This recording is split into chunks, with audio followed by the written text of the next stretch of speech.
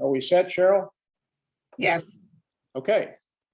The July 19th, 2022 meeting of the Palos Verdes Estates Planning Commission is now in order.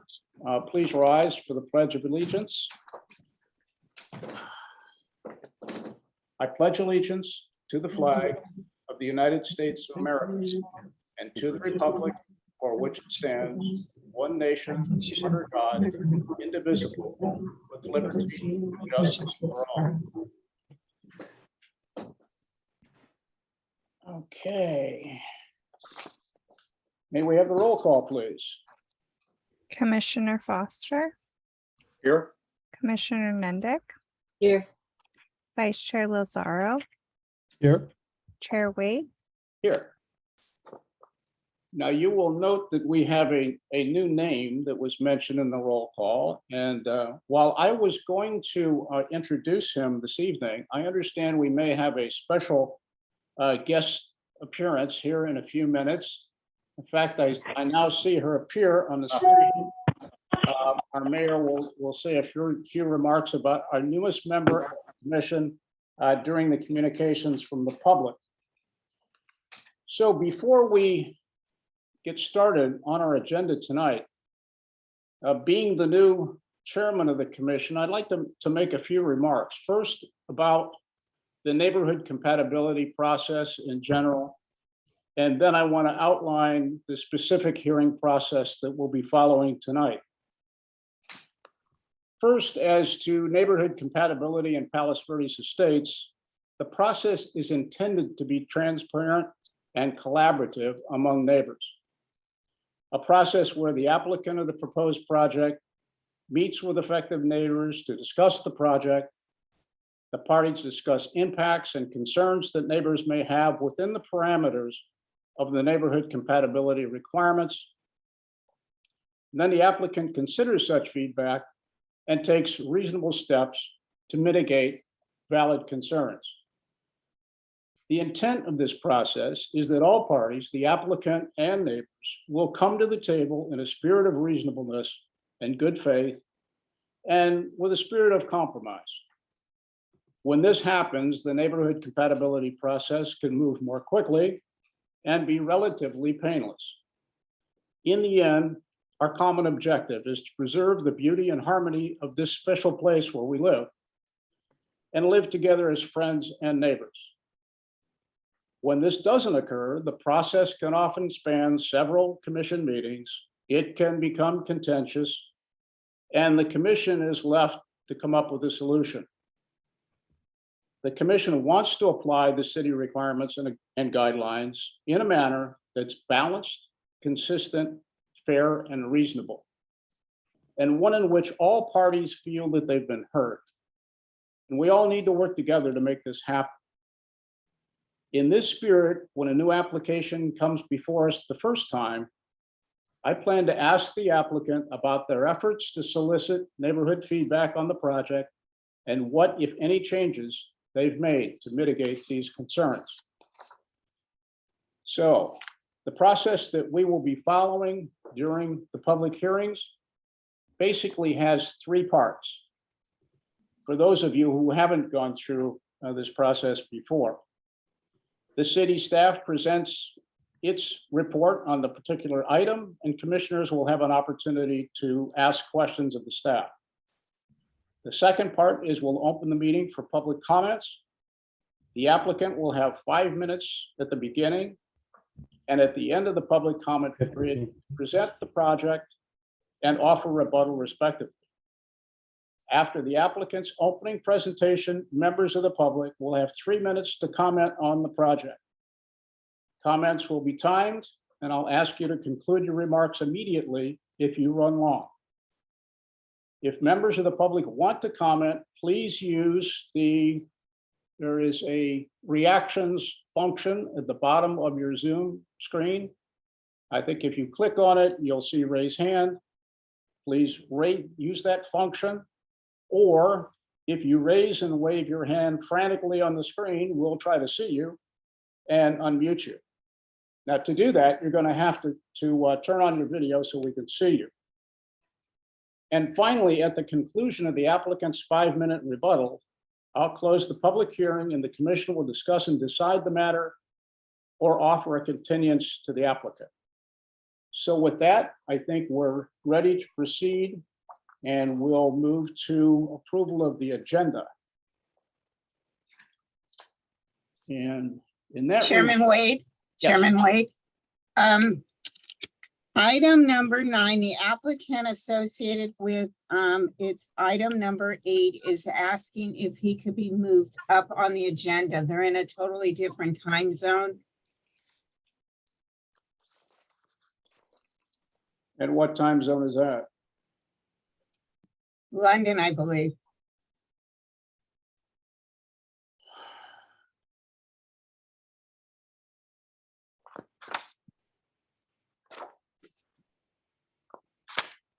Well, and what time of the day is it there? Do we know? Neither one of us knows. 8 hours ahead. I'm sorry? I think it's 8 hours. 8 hours difference. Okay, so it's basically the middle of the night. I think that's a fair request and we will allow that. What we're going to do is we're also, with regard to the approval of the agenda, I'm going to propose that we move item 9 up to be the first matter considered in the public hearing section. Item 9 is our discussion of the date for the September regular planning commission meeting. It's my understanding that we may well not have a quorum on September 30th or September 20th, excuse me. So we need to have a discussion and select an alternative date. And therefore, if we continue any items from tonight, we'll be able to continue them to a date certain. So I think what I would suggest then is that we move item 9 before item 4. And then we'll take up item 8 right after we take up item 4. So it will be 9, 4, 8, 5. And I will make a motion to that effect once I make a note here to do this. I'll second. All right, may we have a roll call vote on the agenda, please? Commissioner Foster, Aye. Commissioner Nendek, Aye. Vice Chair Lazaro, Aye. Chair Wade. Aye. So we will now turn to the portion of the meeting where we entertain communications from the public. And at this time, members of the audience are invited to address the commission on matters that are not otherwise on the agenda. And in accordance with California state law, we cannot discuss or take an immediate action on those items unless it is of an emergency nature. So with that in mind, I know that we have at least one person who would like to make comments. So let's begin with Mayor Loza. Hello, see, I raised my hand. I followed directions. That's Nobody okay. noticed. I've I already. go with the raising hands motion. That seems to work well. I shall take that stupid thing down. There we go. Good. Great. Well, I enjoyed hearing your comments, Chairman Wade. Very good. So thank you for giving me a couple minutes to speak to you this evening. I'd like to welcome you all to fiscal year 2022-2023. And in case you didn't know, our fiscal year begins on July 1, and so we are 19 days in.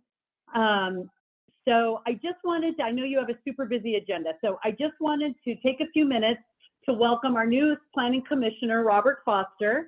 We're thrilled to have you. The city council interviewed, and I'm going to go with, I know him as Bob, but I'm going to go with Robert, because then otherwise we'd have to have Bob and other Bob. So I'm going Robert. So the city council interviewed Robert back in May, and all felt that his experience was a great fit for this committee, and I'm sure he'll be introducing himself later this evening, but I wanted to welcome you, Robert, and thank you for stepping up and for all the work all the work you will do for the community. This is a super important commission, and it's one that's very busy. So, so thank you for stepping up and doing that. I'd also like to thank, former commissioner or former chairman, now vice chairman, Derek Lazaro. I saw him here. Derek he steered the ship for a couple years, and we really appreciate the work that he put in and the leadership. And so we thank him for that. And I thank him for agreeing to continue as vice chair. And then I'd like to welcome Bob Wade as chairman of the Planning Commission for this year. I see Bob will be running a tight ship. He has let you all know what the process will be, and I don't think you should stray, because it sounds like that's what it's going to be. So that's good. And so I appreciate both of you for doing all of that work. So I'm assuming not on the call right now, but I do want to thank Michael Thomas for stepping in as a planning commissioner for the last year and a half. And we really appreciate, we had an unexpected vacancy, and he had been on the commission, and when I tapped him and said that his city needed him, he chuckled and then agreed. So we do appreciate that, and I will call him, of course, to thank him personally, but just wanted to recognize him here with the group. So work on committees and commissions is not easy work, and it's very time consuming, and we all recognize that. Michael certainly put in a lot of time on this commission, but all of you, the time you put in, the contributions you make to the commission and really to the community as a whole. On behalf of the City Council, I thank all of you for that, for the work you have done and the work you will do. Really, and Bob, I think Bob did a nice job of kind of laying out how neighborhood compatibility should work. And this is a wonderful community, and we have to work together to keep it that way. So, so I like that perspective. I am going to let you have, I'm going to give a shout out to staff as well, actually, because we, as you all know, and people, all the participants waiting, wondering how much longer the mayor's going to talk. 10 seconds, I promise you. So the queue is huge on the, this is a very desirable community. People have worked hard to get here, and they want to do what they want to do to live a great life. And so the commission, but also the staff, they work hard all day, every day. So, and I know all of the other stakeholders, the applicants, the architects, the other advisors, everybody who comes together to get these projects to move through, everybody's working hard. I know we've got a backlog, and you got to do your best to keep moving through it. And I think that's what you all do. I know I owe you another planning commissioner because we ended up with one vacancy. So rest assured, I am working on that. So I'll figure out later when your September meeting is, but I will really work hard to make sure I've got a fifth person by your September meeting. So with that, I will turn it back to the chair and just thank you for your work. Thanks for letting me say a few words and carry on. Well, thank you, Madam Mayor. First, for your confidence in yours truly and in my wingman, Derek, to guide the ship. We appreciate the confidence that the City Council has put upon us. And we will do our level best, I assure you, to fulfill our responsibilities. And I would like to join you in welcoming Mr. Foster to the commission. I've had the benefit of some time to converse with Bob, as well as to accompany him on some site visits. And I think he's going to be a terrific addition to the commission. So I thank the council for Mr. Foster, and I thank Mr. Foster for his willingness to serve the city. Okay, let's move now to our consent agenda tonight. And I have some concerns with item 2. So I will request that we remove item 2 from the consent agenda. And I'll explain why when we address it here. We'll have to put that in front of item 9 now. I've got to keep my docket straight because things are being moved around. But as chairman, I would move that we approve the consent agenda items 2 and 3. It's items 1 and 3. 1 and 3, I'm sorry. We have a second I'll second it. and a roll call, please. Commissioner Foster, Aye. Commissioner Nendek, Aye. Vice Chair Lazaro, Aye. Chair Wade. Aye. Okay, we will now move then to the public hearing process. Item number 2 is the first up, and item number 2 is the resolution denying an application for a conditional use permit for an accessory dwelling unit at 3816 Via Palomino. I don't believe there's a staff report in as much as this item was on the consent agenda. So perhaps we can waive that. I presume I would have to ask if any members of the public are interested in commenting on this item in as much as it is a matter for public hearing. And are there members of the public that would like to address any discussion or comments on this proposed resolution? If hearing none, seeing none, I'll move that we close the public hearing and begin our discussion as commissioners. The reason why I removed this item is to ensure that the resolution we adopt on this matter is consistent with the resolution that we adopted in a previous case on 1545 Espinosa Circle. And basically, our denial of these conditional use permits was due to the fact that the street wasn't sufficiently wide either for ingress or egress on 2 locations to a main thoroughfare. That was the basis upon which we decided 1545 Espinosa Circle and likewise at 3816 Via Palomino. So I want to make sure that the resolutions are consistent. And when I read the resolution as proposed tonight, I guess, and Cheryl sent out a subsequent one, I wasn't comfortable with the language of the resolution. So what I would like to, let me stop and ask if any other commissioners have any comments on this before I suggest my fix. Bob, the comment that I'll make, and I'll admit I actually didn't read the resolution in detail, but my general comment on this is that I think that there was a significant amount of discussion at the city council level and in some workshops, some public workshops that were held around the same time when the ordinance was ultimately adopted. And I know that there was, there were concerns about ADUs on multiple levels within our community that were expressed. But I think that the one that really was kind of an overriding concern was about fire safety and the potential impacts that, additional cars and density and everything else, whatever you want to call it, potentially has, in relation to fire safety. And then we've actually seen, communities in Orange County and other places relatively nearby be threatened with fire recently. And so I think, to my mind, this was a difficult one because, on the one hand, it seems like a very reasonable project on paper. It's sort of in isolation, if you will, with few impacts.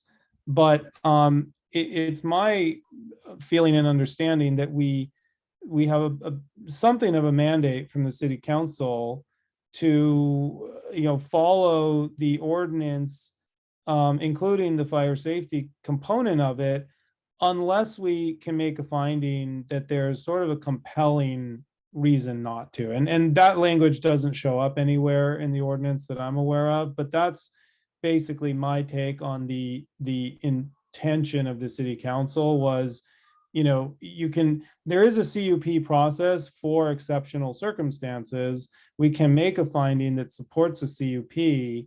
But sort of absent some circumstances that clearly push us in that direction, then the baseline is a denial if those conditions can't be met under the normal ministerial process. So, that's a long-winded way to say, I think we probably made the right decision, although I admit I didn't study the resolution language in detail. Um, I'm sorry, Bob, I was kind of confused when I read it, to be honest, because it says pursuant to the foregoing recitations, the following findings are made. And then it lists all the findings. So that would imply to me that they're all made. But then at the end, it says that the planning commission denies it. So I was getting confused. Does that mean you have to list all the findings we have to make? And then you say, it never says we didn't make the findings. That's where I got confused with this. Well, what I did is I compared this resolution with the one that we previously adopted for Espinosa Circle. And the basis upon which we denied that application for CUP is the same as in this case. And the language is different. And what we specifically found some grounds within section 17.20.040 of the code under requirements for conditional use permit that were not met.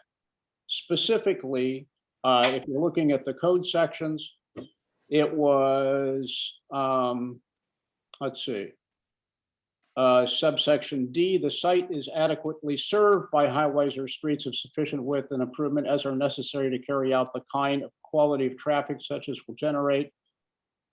the use will generate and by other public or private service facilities as required. We found in the Espinosa Circle case that condition was not met. And we likewise found that the subsequent subsection F in the ordinance was not met. So what I am proposing is that the language of this conditional use permit, and it's specifically subsections 4 and 5 of section 2 of the draft, need to be changed somewhat. And my proposal is that subsection 4 of section 2, as currently written, be deleted and replaced by the following language. The site is not adequately served by highways or streets of sufficient width and improvement. And that we delete one word in subsection 2, subsection 5, and that's the word not.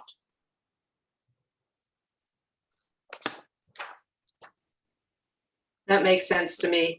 The other question is, you're saying in code it's A, B, C, D. Doesn't that make a difference on here? It's 1, 2, 3, 4.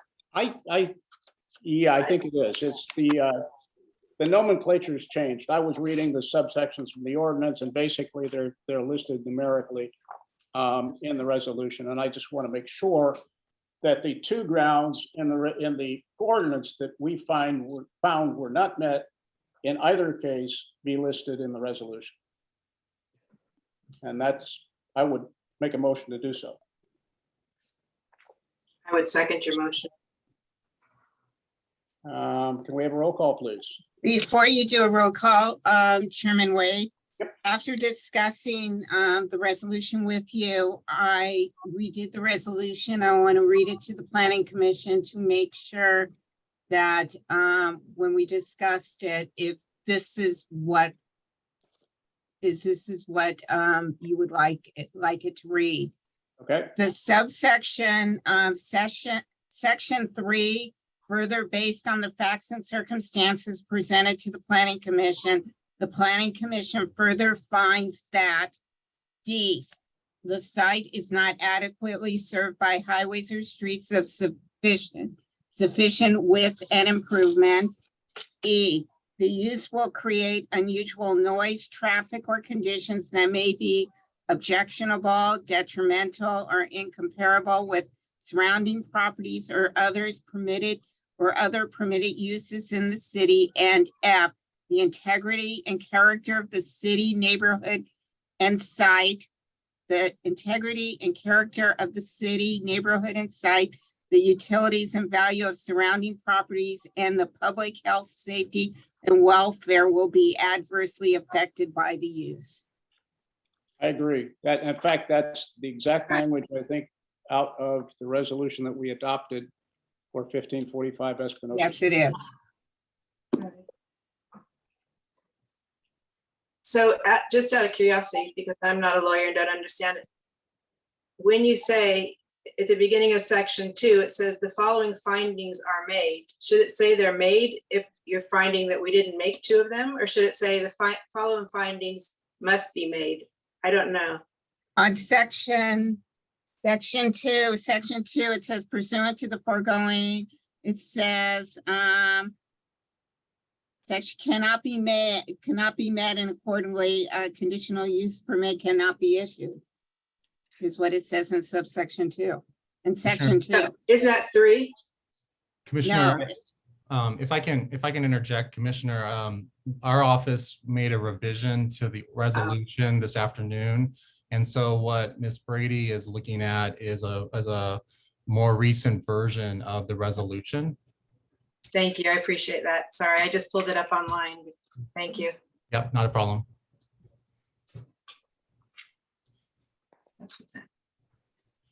So I would move that we adopt this resolution of denial for the COP for an accessory dwelling unit at 3816 Via Palomino as written, subject to the language changes that I mentioned and that Cheryl has read to us.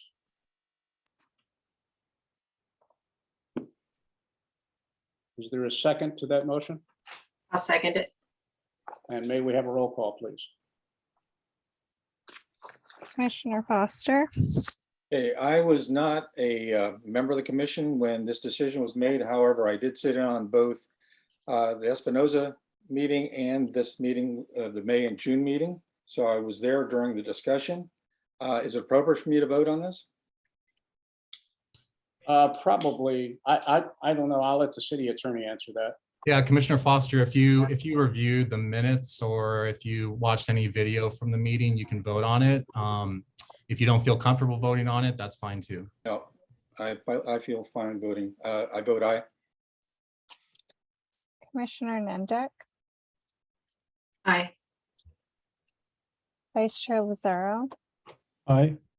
Chair Wade, Aye. Okay, sorry for that diversion there and complication, but I thought it's best for us to ensure that the 2 resolutions that we adopted on virtually identical fact situation be mirrored. We will now turn to item, I think I moved item 9 to before 4, and item 9 is our discussion of the date for the September regular meeting, which is currently September 20th. And Cheryl, it's my understanding that I know that I will not be able to attend that meeting, and I believe that perhaps Commissioner Nendek can't as well. You will not have a quorum at that meeting. And in looking at the calendar for the city for the month of September, the 2 dates that I can see that you can potentially have a special meeting is Wednesday, September 14th, and Wednesday, September 28th. Because the week of September 20th, I believe you have a commissioner that is not available that week, so you would not have a quorum. Okay, I am not available on the 14th for the very same reason I won't be available on the 20th. I would be available on the 28th. So what is everyone's pleasure? Or- I'm available on the 28th and the 14th, so. I'm available. Talking about September, I am not available on the 14th, but I would be available on the 28th. I'm available on the 28th as well.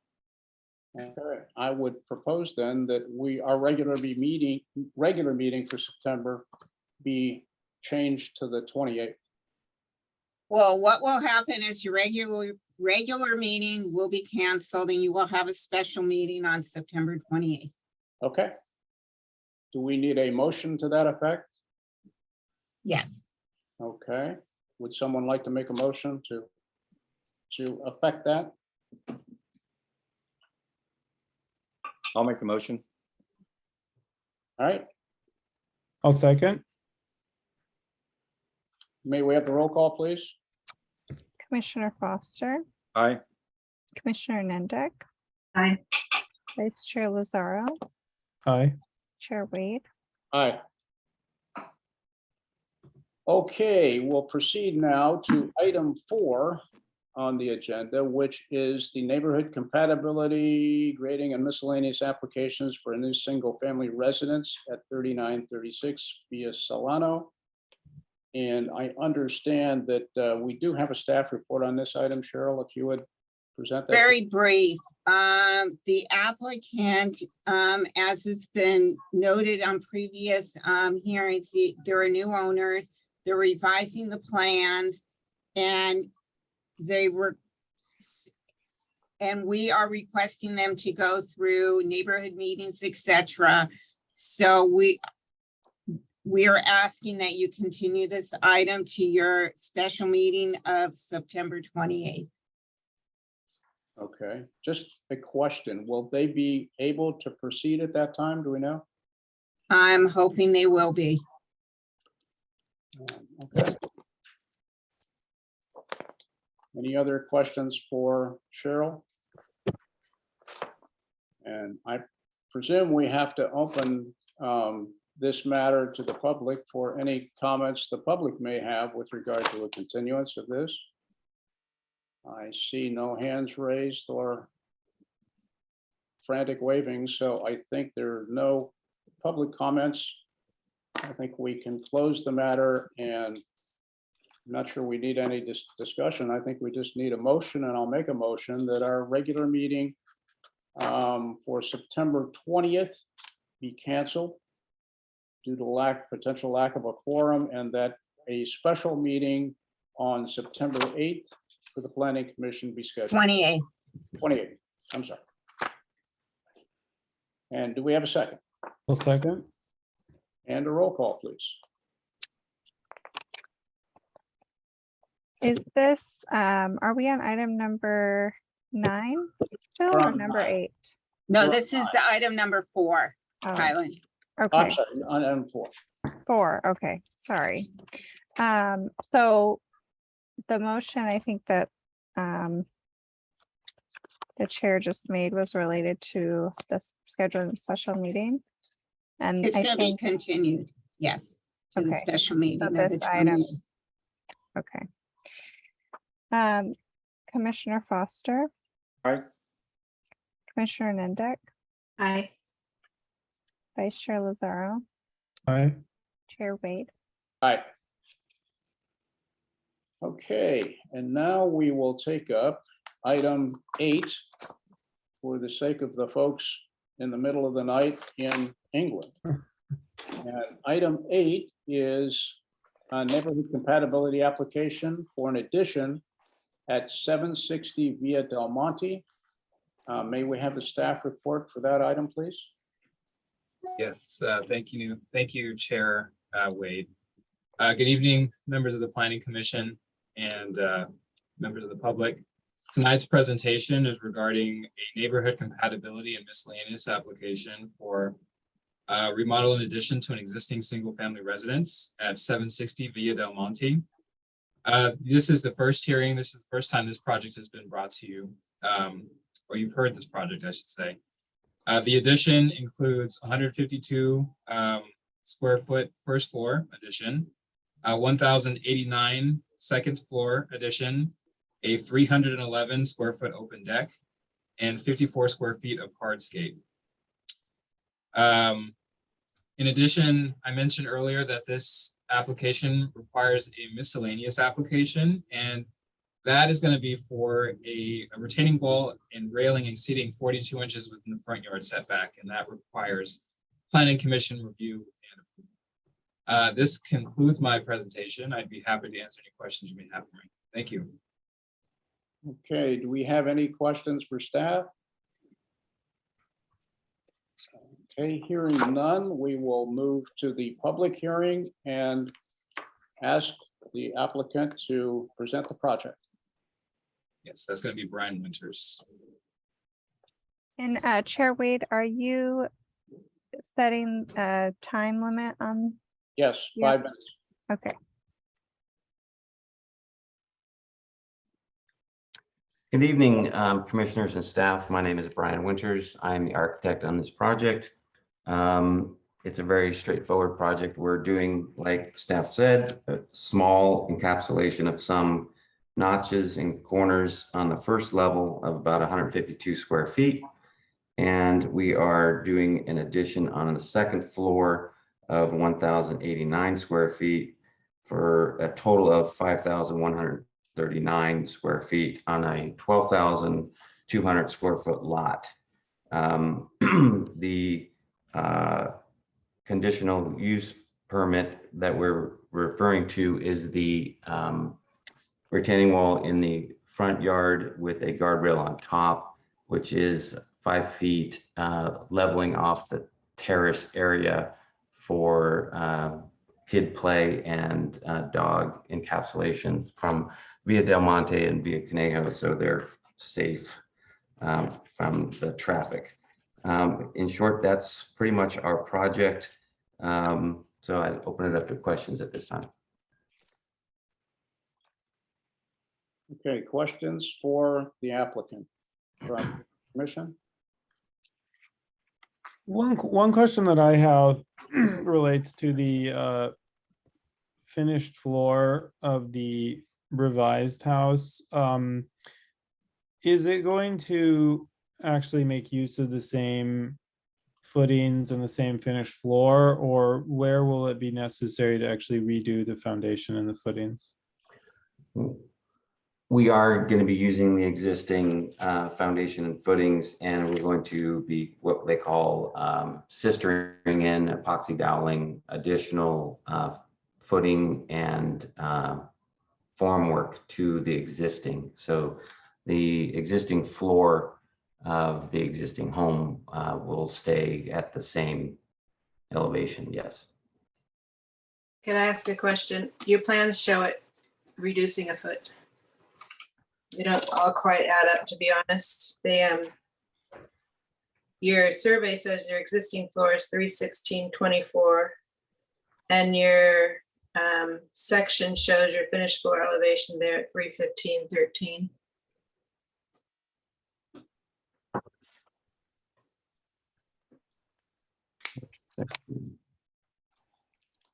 I didn't know, did I provide a section? That's for on the elevation, actually. Your elevations show that. Which page?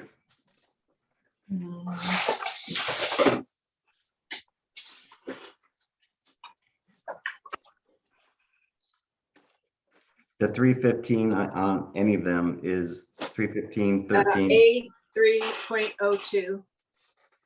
Yeah, same as them all. Yeah. It is the finished floor of the entry area. It was submerged by 6 inches for the foyer, the rest of it, because that is slab on grade, that area, and the rest is crawl space.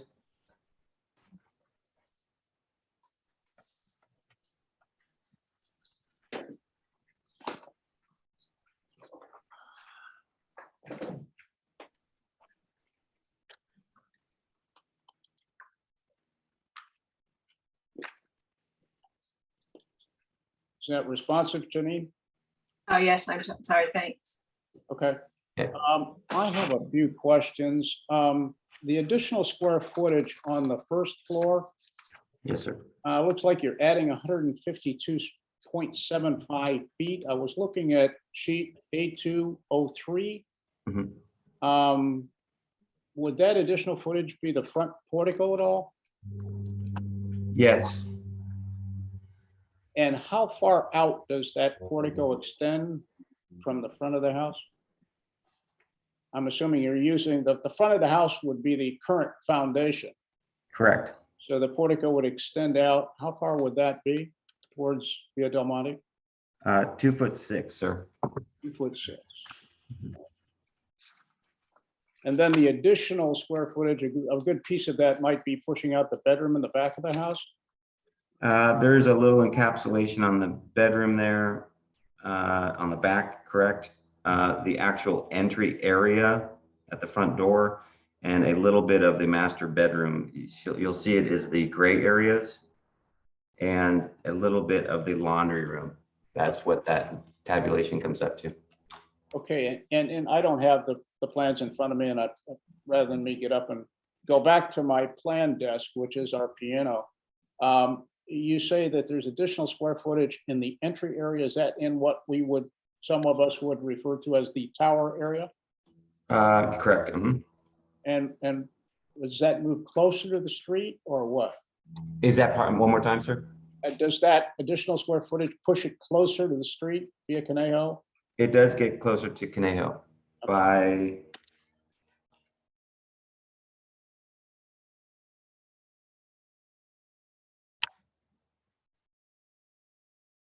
about 3 feet, 3'2". Okay. So on A3.01, you show the highest part of the structure at 30 feet from natural grade. And this, I just want to make sure I'm correct here.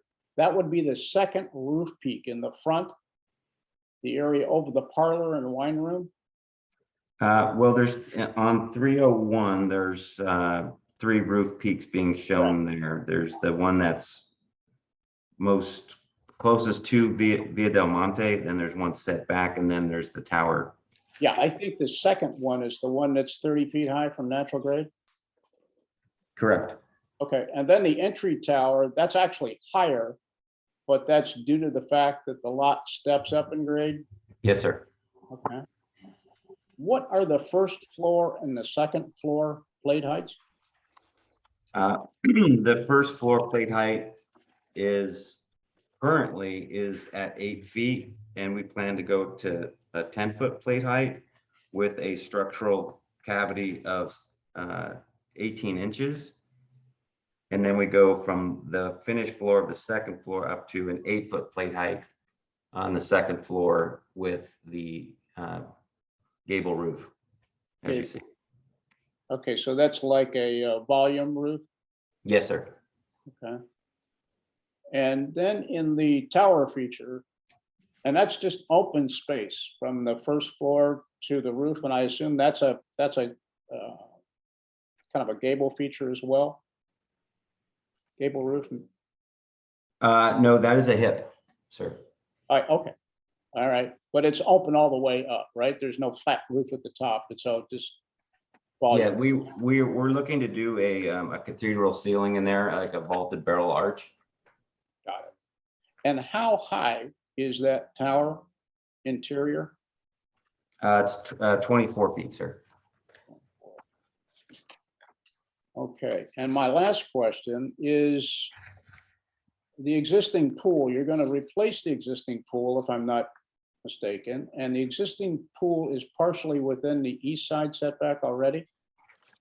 That is correct. We are, depending on, let's just say, how the bids come in, whether the pool will be touched or not. Right now, it is up for discussion as far whether the pool will be touched. There's a little design change.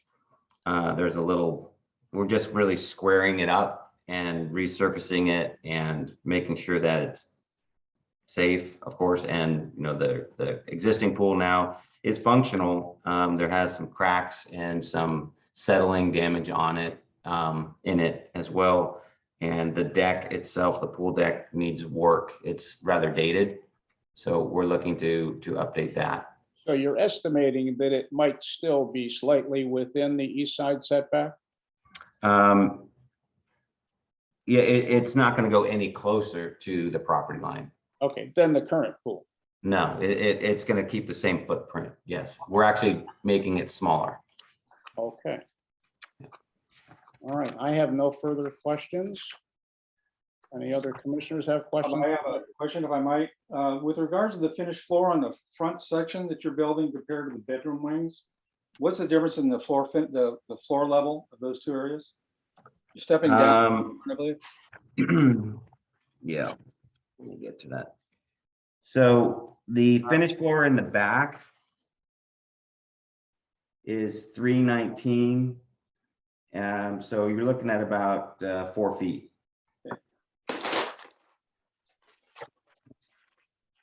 Is that what's currently there? Yes, sir.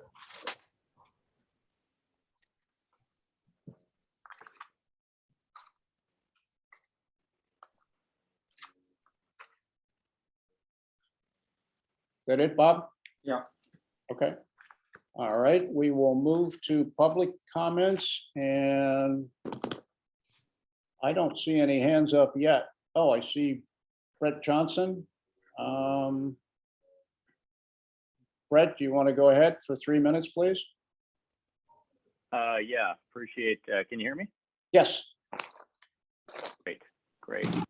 So I live 2 houses over at 812 Via Conejo, and the proposed new home at 760 Via Del Monte, you know, will create a substantial impairment to the views from my home.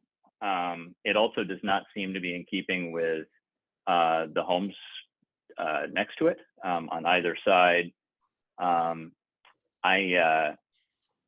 appreciate a couple of commissioners coming out and you know, seeing that impact personally, and I also really appreciate all the time that you guys volunteer related to this effort to keep our community you know, in keeping. I've been a homeowner in PV states for 11 years, so I super appreciate that. But specifically from our main area, which is our kitchen and family room area, we have a deck there in our home. And when you look out right now, it looks out to the ocean. It's where you host, or where we host. We got a fire pit and a grill out there.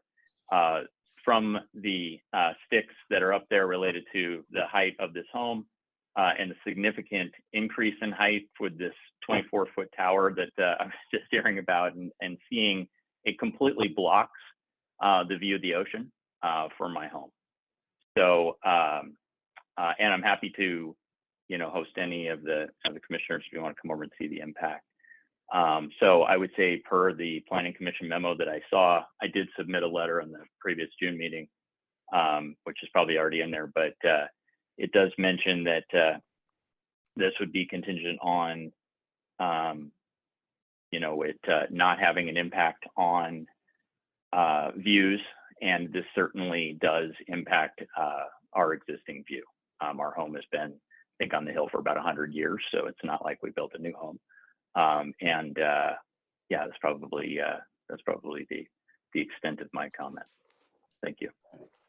Thank you. And do we have any other members of the public? We do. Let's see, Rigo and Aurelia. Yes, can you hear me? We can. Okay. Yes, my name's Aurelia Carvajal, and I'm probably one that's probably the most affected by this house. I'm right behind them, and one of my biggest concerns that I didn't write on my letter is the privacy. I love this home because I have a lot of privacy. The whole front of the side of the house is all windows. And I could see the top of the roofs from all the homes in front. But now that one's gonna go up and that one's gonna just stick up. And that's gonna take away from my my sunset views. They're gorgeous. Now I'm gonna have that. And I love this house. This is my last home. This is it. And I love this city, and this room where I am, it's my daughter's room. And when that's, I guess, what I'm more concerned of, the privacy. When she's at night and the lights are on, you could see everything in this room. And then the room in the middle is my mother. She's staying with us, so that's her room right there. But what I've noticed about this house, when you come at night and you look at the house, and if they're here with the blinds open and everything, you can see everything. So I'm concerned of the placement of the windows as well over there. And also further, the trees that will be planted, I'm concerned because already the building is taking up a lot of my view, and I don't want any further plants growing more, taking further views away from me. Let's see. I think I have that. Have 1 minute more. Yeah, other than that, I don't want to repeat what I wrote on my letter already. But yeah, yes, those are the new things that I just wanted to express. Okay, thank you very much. Thank you. Would any other person be interested? Well, there we go. Yes, we'll come back to the applicant after we make sure that there are no other public comments. And seeing none, we will give the applicant their final 5 minutes of rebuttal. Thank you. First, I'd like to address Mr. Johnson's concerns. His house actually has gone under a very heavy remodel and has had a lot of work being done on it as of recently. It just hasn't been sitting there for quite 100 years. And he is also actually 31.54 feet, 31, almost 32 feet above our property. It's my belief that there's really no impact to him whatsoever. That's from the survey. So I think, that's just, kind of something that people just don't want to see development. As far as the neighbor next to him, talking about privacy, if you go to sheet A302, there is not one window intentionally put on any of those elevations of bedrooms in that bedroom wing. The closest window, which is only one window, which is a kitchen window, looking back at that property, which is over 65 to 70 feet away. So there's really no privacy issues whatsoever there. And they also, from my understanding from our neighborhood meeting in the driveway, we were told by that neighbor that they live there half the time. They have another residence in the area that they live at, and they also live in Mexico a portion of the time. So I don't know what the truth is or not, but whatever it is, that is their house, and I appreciate their plight, but they also have the ability to build, redesign, do whatever they like. But again, it was intentionally designed as it is, with only one window on that whole entire elevation, for that exact reason. So I would have the commissioners review that and staff review that as a intentional design element. And again, the other neighbor up the hill, Mr. Johnson, is roughly 31, 32 feet above our property. So I really don't think this has an impact on him whatsoever. Thank you. Okay, you have time remaining, and I think, does the applicant wish to say anything? Sure. Hi. My name's Clark. This is my wife, Christy, and our 8-month-old son, CJ. We purchased this home last year. We love the neighborhood. We actually have met Rigo and Auralia, and they're very lovely people, and we're happy to work with them on their concerns that were addressed in their letter, specifically around the trees and the equipment that we're looking to relocate behind the home to ensure that it meets their standards and is quiet and doesn't create issues for them.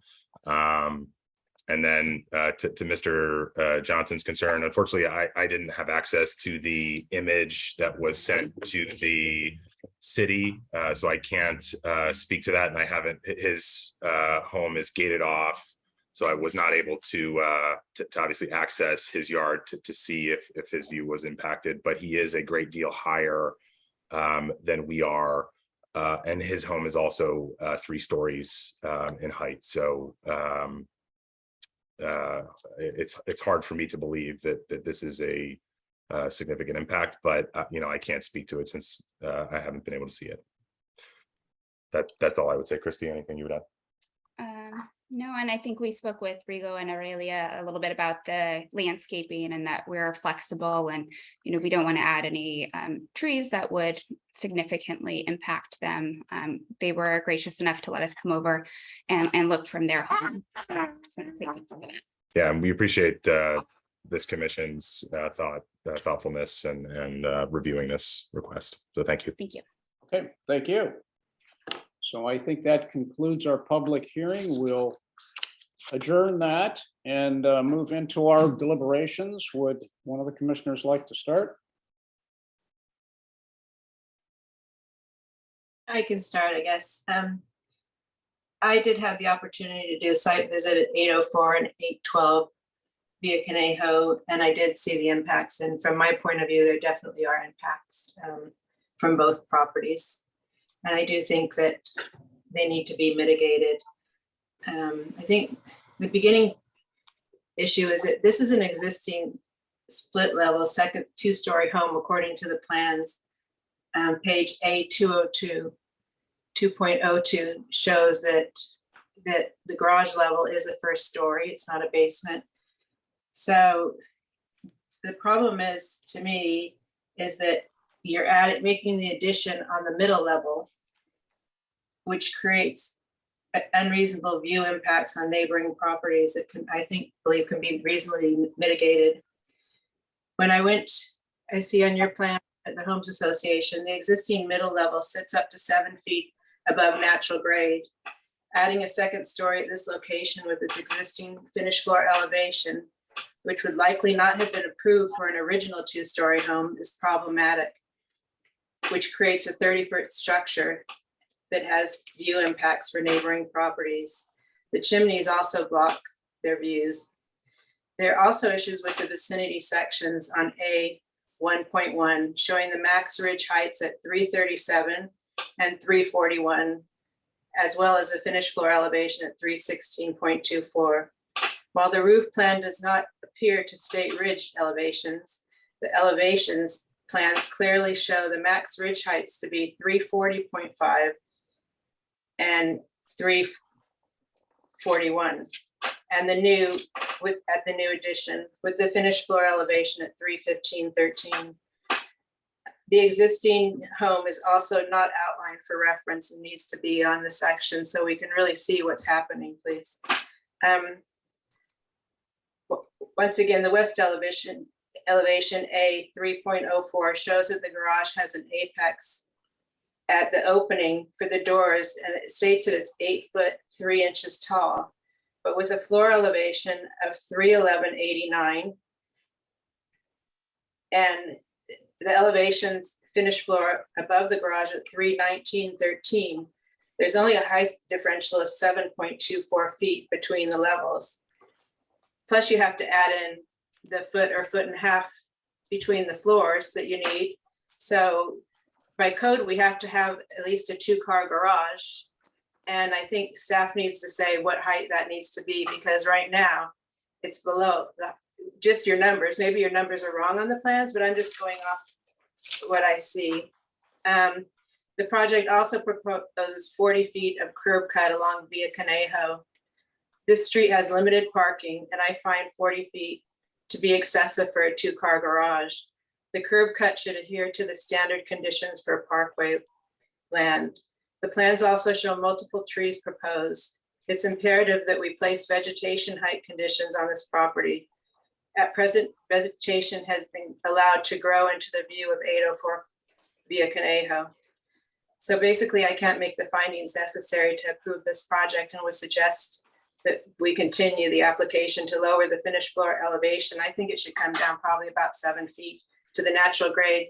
If this was a new if this was a two-story structure going in at this point, not one, I don't believe we would have say you can have it sitting 7 feet above natural grade and go up from there and create the view impairments. So for me, this addition area, it needs to be lowered. Like I said, the plans state that the area next to it is a two-story structure, and you see the difference in heights here. So I think that it's a fair thing that you want a bigger home, and it's a beautiful lot and a beautiful home, but I do believe that we have to be very cognizant of neighboring views.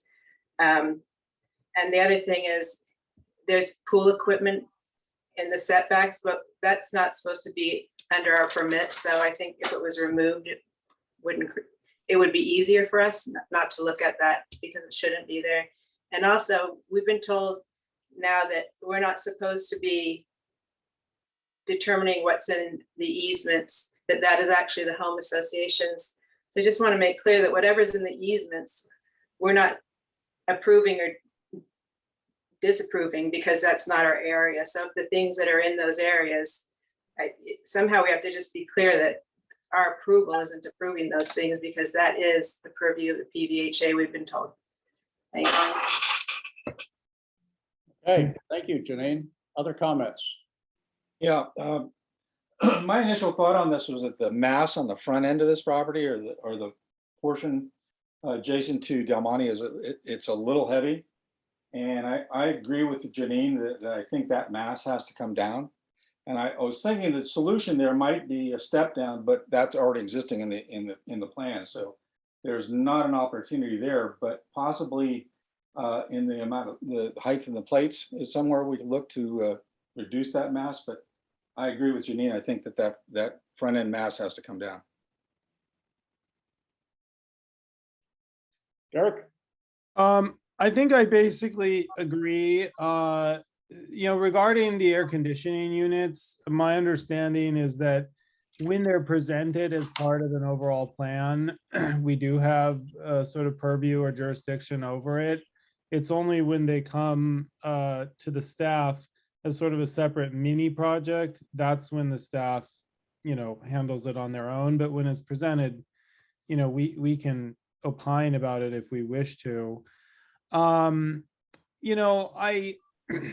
think that on the one hand, it's very obvious that the current home is sort of a dated home, and it's on a very prominent corner. So I think that it's a great thing that we've got a new family here who wants to come in and really kind of significantly modernize and update this home.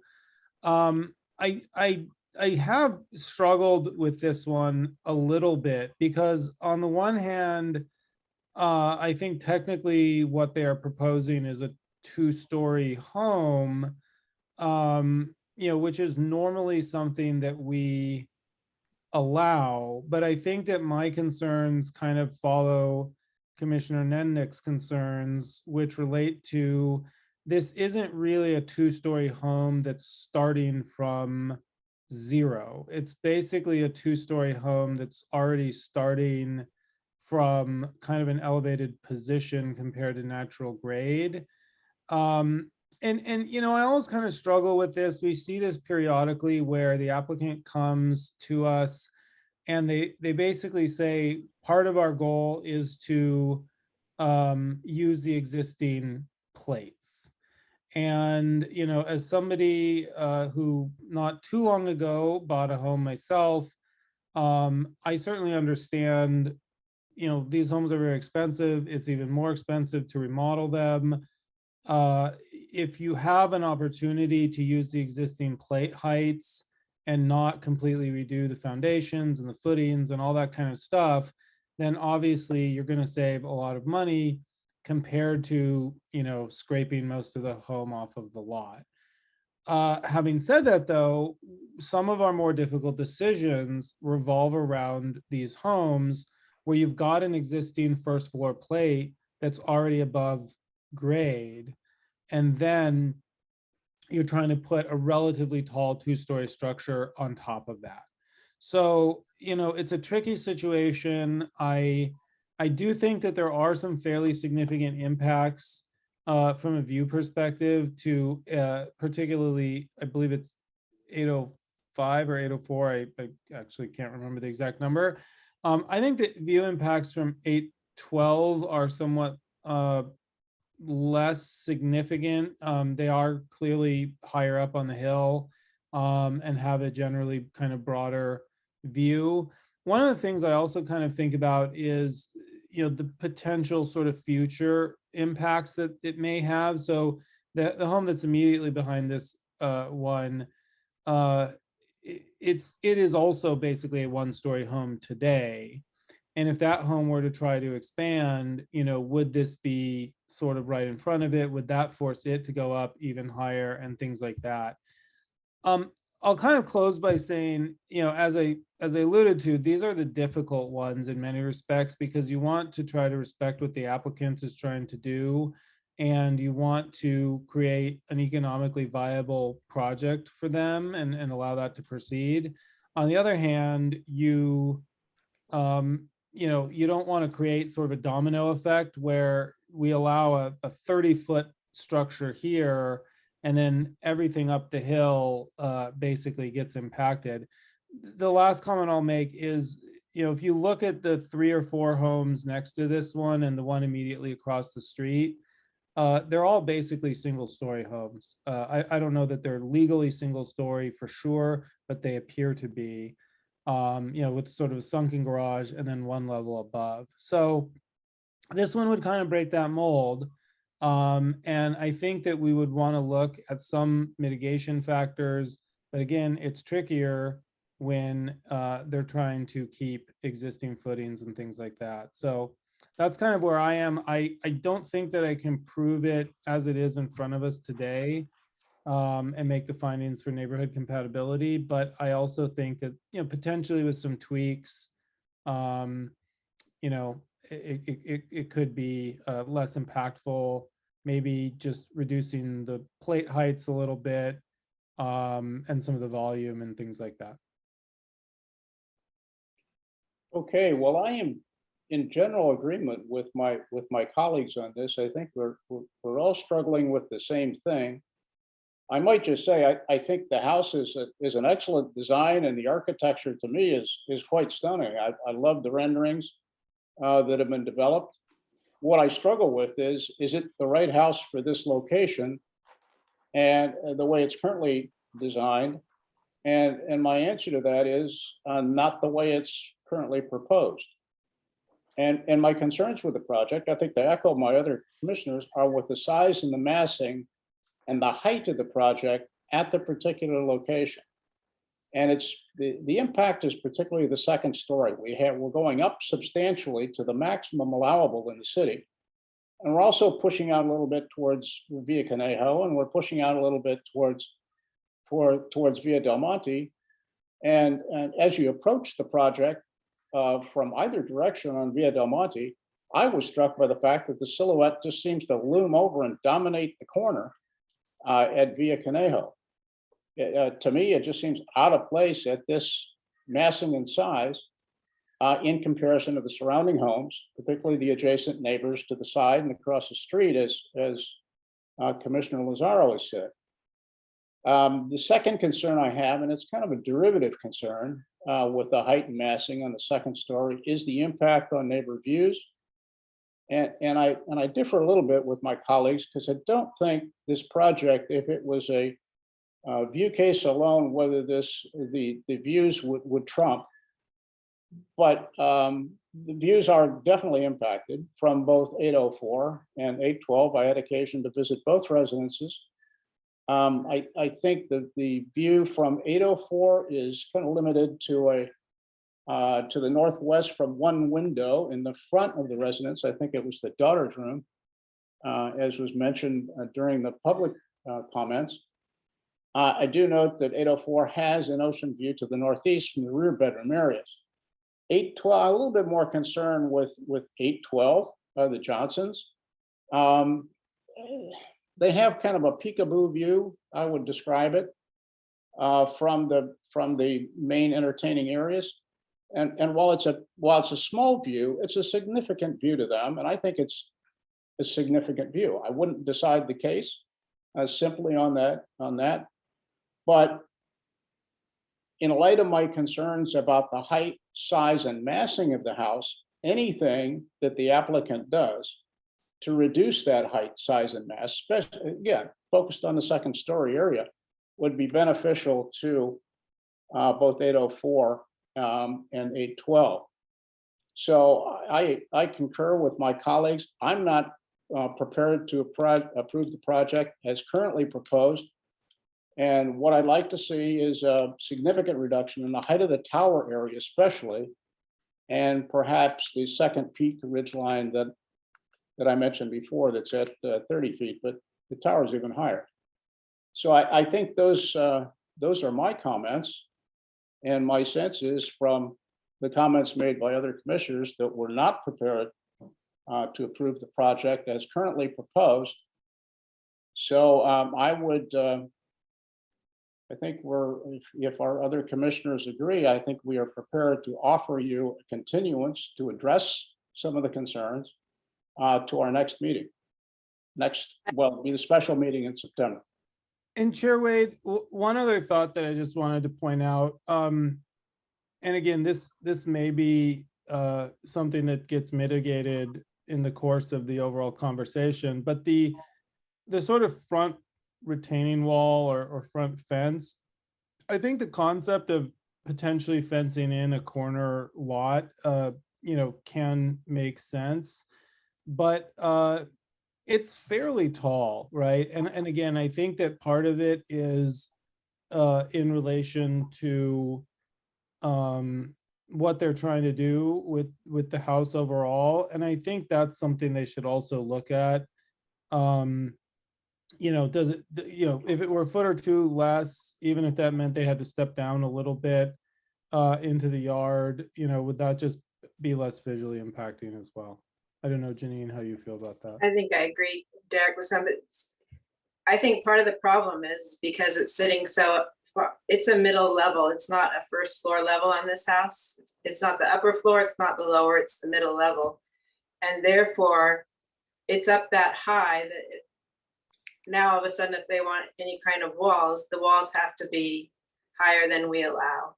And we have the memorandum that says, we can do this sometimes if there's a preponderance. I drove around, there's not a preponderance of this kind of thing. So I think it hinges upon the fact that this structure right now is sitting about 7 feet in the front above natural grade for me. So I think that needs to be brought down. Now it's being brought down a foot already. Okay, so that means it can be, from how I read it, it's a possibility. We're not saying take the other thing down, but this is a structure that's going to be 30 feet tall. There needs to be a lot of work that's going to have to do in this foundation. If you've done a house before, you know what it's like. So I really think that you lower that finished floor elevation, then you don't have to have the excessively high walls, and we can keep these things in code, because I agree very much with Derek that the walls, it's not great on a corner, and it doesn't fit with the neighborhood here. So I'm in favor of continuance as well. Thanks. Is that the consensus of the other commissioners, Mr. Yes. Foster and Derek? Yes. Mr. Winters, I see you have your hand raised, as did the applicant. Our public portion of the meeting has been closed. I will, at this point, ask you, we're prepared to offer you a continuance to the next, well, it would be the special meeting in September 28th in September, for you to evaluate our concerns and respond accordingly. Are you willing to do that? I'm willing to do everything and anything, yes, but I think what a lot of Thank you. We're not going to, you've had rebuttal, so we're not going to entertain further conversation about the merits, but if you're willing to accept the compromise or the proposal to continue it, then I will so move that we continue this particular application to the September 28th special meeting in the Planning Commission. And Do we have a second? I'll second. And may we have a roll call, please? Commissioner Foster, Aye. Commissioner Niндuk, Aye. Vice Chair Lazaro, Aye. Chair Wade. Aye. Thank you. So we will now proceed to item 5, which is neighborhood compatibility, miscellaneous and grading permit applications for single-family residents at 860 Rincon Lane. And may we have a staff report for that item, please? Thank you, Chair Wade. Good evening, members of the Planning Commission and members of the public. Tonight's presentation is for neighborhood compatibility, miscellaneous and grading applications for a new single-family residence at 860 Rincon Lane. This is the third time that this project has been brought before you. Since the last meeting on June 21st, the applicant has made several changes to the application. Those are outlined in the staff report included in your packet tonight. This concludes my presentation. I'd be happy to answer any questions you may have for me. Thank you very much. Any questions for staff? Okay, hearing none, we will proceed to open the public hearing and ask the applicant to present the project as revised.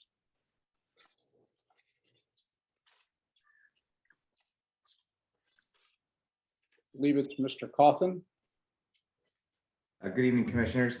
Thank you for the staff report. We tried to focus, I think, on that view corridor, which was quite a task, what we were asked to do. And I think we achieved a large area of the family space was removed on that northwest corner, which I think was the area of contention. We were trying to achieve that view for the neighbor across the street, diagonally across the street. So now we removed a 7-foot deep by 24-foot 9-inch portion of mass there and cut that corner of that family room off. And that reduced the square footage by 173 square feet. We also lowered all the main ridges of the house other than the 2 garages. We left those ridges alone to allow for proper slope to access the driveway. So we basically added 2 steps down from the garage down into the house and lowered everything down further into the grade to get this house down another foot. So now, I mean, if you look at the site sections on G, I think it's 104, you'll see that the house is more than compatible. The street view is more than compatible now. You'll see, we're lower by, I believe, a foot on our ridge that is parallel. Originally this approval was, I believe, 6 inches lower, and now we're over a foot lower. So if you look at that site section, I think it really tells a story of how much lower this house is now, especially from the original approval. We're actually only 7 feet above the curb of the street. So I think this house has been pushed down and cut up quite a bit to this point. So I think that really covers all the changes we made, and I hope that at this time, we can see that we've gone pretty far in reducing this house. And now we're at that portion of the house, I believe, is 36 feet away from our north neighbor, which is a really large corridor for the view corridor for the neighbor across the street. So if there's any questions, I'll just answer those at this time. Okay, commissioners have any questions for Mr. Cawthon? Okay, we will proceed. One quick one. Go ahead. I have one quick one. When Commissioner Lazaro said the deck, is there a reason why you pulled the family room in, but you left the deck all the way to the edge so it goes past the family room? If you look at elevation 201, you'll see there's a mass of master suite below it on that corner, and it'll create a very difficult situation with the symmetry and my approval with archery. I'm a little concerned about as it is on that corner being hacked off like that. Can't you So- just complete that shed roof that you put where you took off that portion? I could, but it won't look very good. So the real reason is it would not look very good, and I'm concerned with the Homes Association approval on that. Okay. And I mean, that's gonna be a clear glass railing. So that will not impede in any view in any way. You'll be able to see right through that railing. A roof would actually be more impeding on the view than that glass railing at 42 inches tall. So I think this is a much better solution.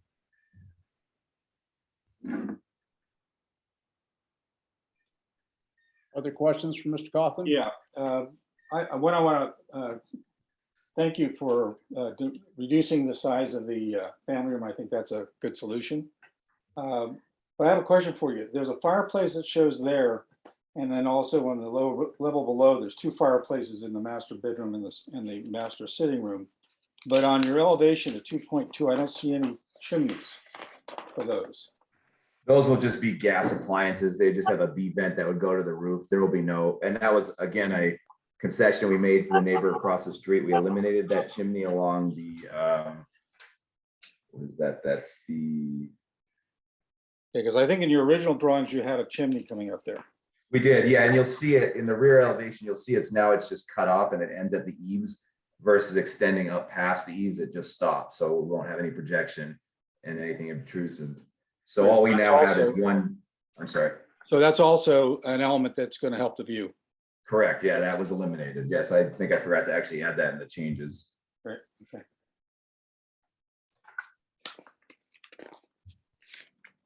Okay, let's move to public comments. And do we have anyone who would wish to make comments from the public on this project? Don't see any hands raised. Oh, I do. Calvin? Good evening, Chairman and Commissioners. I sent a quick slide deck and was wondering if we could pull that up real fast. Thank you. And so regarding this project, in the last meeting, I talked about homes on our street having a significant elevation drop from the garage level to the main floor level. And, you know, for example, all of the houses in these pictures have over a 5-foot elevation drop. Next slide, please. In the 860 design, there's only a 3-foot elevation drop. And on that point, Ben had said he felt his design was more than reasonable when you compare to neighboring homes like 856 Rincon. And if we look at those numbers, his elevations are a little bit lower, so I understand where he's coming from. But what this plan doesn't show is that the street elevation is significantly higher in front of 856 Rincon. Next slide, please. So here we have a laser leveler facing 856 Rincon. And by raising the leveler, we found that the non-garage ridge lines are only about 4 feet above street level. In the 860 design, their ridge lines range from 5 to 7 feet above street level. The same is also true for the garage. 856 Rincon's garage is actually about half a foot lower relative to the street level than 860 Rincon's. So the numbers on the plans, I don't think tell the whole story. 860 Rincon presents significantly more mass and height at the street level compared to its neighbors. Next slide, please. Over the past few plan revisions, we found some discrepancies. The latest one is no different. Here, the blueprint shows main floor elevations at 192. But at the bottom right insert, it seems like there should be a 1-foot step down on the main floor.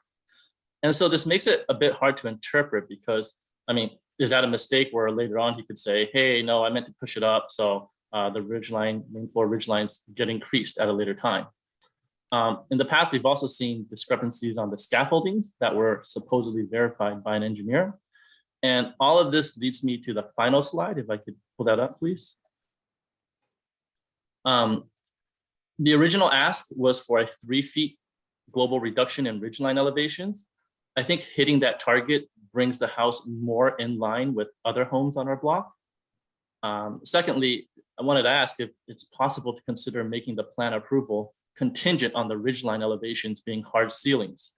You know, we fought hard to get to where we are, And we also don't want inconsistencies on the plan and scaffoldings to be the reasons to increase the ridgeline elevations down the road. Lastly, I wanted to ask if it's possible to consider making the plan approval contingent on limiting vegetation height. All our concerns with the building envelope would apply similarly for the vegetation. Thank you very much. Thank you. Any other public comments? Isn't there Cameron Wolf? I see her reference on the screen, but I don't see her raising her hand or otherwise indicating a desire to be heard. Ms. Wolf, if you can hear me? Can you hear me? I can now, yes. Okay, I'm sorry, I can't get my image up. I'm not quite sure how to do that. Okay, I had a few comments that I would like to make. First of all, thank you very much for this opportunity to address the commission. As you know, I'm Cameron Wolf at 857 Rincon Lane. You have, almost all of you have now, in fact, all of you have seen the house or seen the view from the project from firsthand from my house. And you have seen how significantly has negatively has impacted my property's $1 million view. As Chair Lazaro stated in the previous meeting, the primary factor to the value of a home is in the view. I really don't have any significant new information on which to argue a mitigation of this impact. I would like to express my dismay that only 1 foot of the global height reduction of the ridgeline was implemented, although the commission mandated 2 feet. I believe this was over the initial 1 foot from the May 17th meeting. PV has consciously and rigorously enforced standards in home design, neighborhood compatibility, and a policy of protecting views for all residents, thus maintaining property values and the desirability of home ownership in this community. This project does not fulfill this legacy. Despite the stated policies, the project only adhered to the physical requirements of a design, not the consideration or respect of adjoining residents or neighborhood compatibility. The only nominal adjustments were made. The obstruction of my view is a result of the significant mass of this structure created by the inner courtyard and the high plate heights. I wonder if a reduction of either of these elements would be possible. I do have grave concerns about the project going forward in view of the persistent confusion inherent in the plans and how these might be realized in the finished project. That being said, I'm requesting the ridgeline be lowered the full 2 feet into the grade as requested by the June 21st meeting, along with the original 1 foot agreed upon in the May 17th meeting. I'm also emphatically requesting any additional reduction in the commission by the commission, which would restore a greater portion of my whitewater view.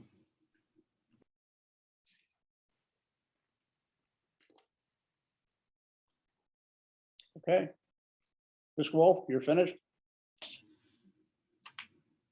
Okay, are there any other comments by members of the public? Seeing none, I think we will close the public hearing and move to our deliberation. I kind of like to start with some observations on this project. I've given this one a lot of thought since our last hearing, and I've really wrestled with this, but I think it's quite important that we step back a little bit and look at some key factors. First, there has been a reduction in the square footage by 267 square feet. The applicant has responded to the request for opening up a view corridor somewhat on the northwest side, and I think the efforts to do so are quite reasonable.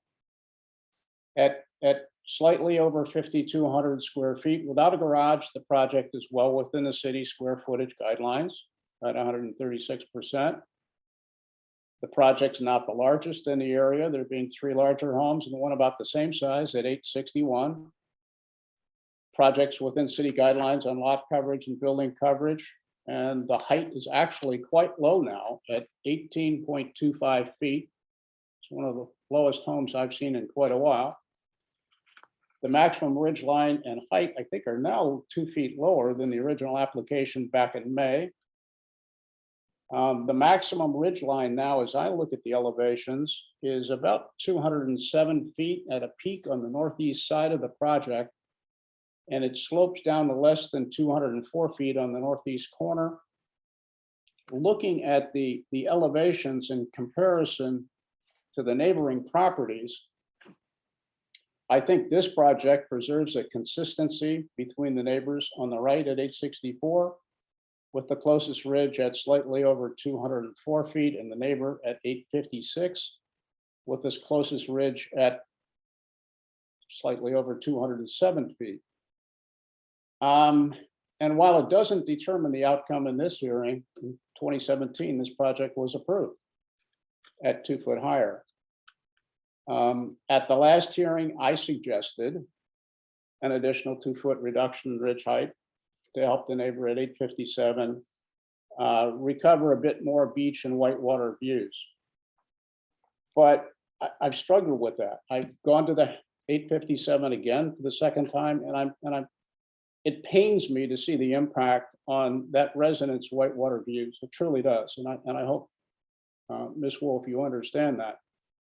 Having said that, I think when we look at the totality of the circumstances, what the applicant's done, the consistency of the ridge lines, and I'm very concerned that if we drive the house down any further, we're going to have that house in a hole situation. And I'm mindful that past commissions have done that. There's been some projects I've seen where it's quite conspicuous from the street and quite unsightly to have a house driven down.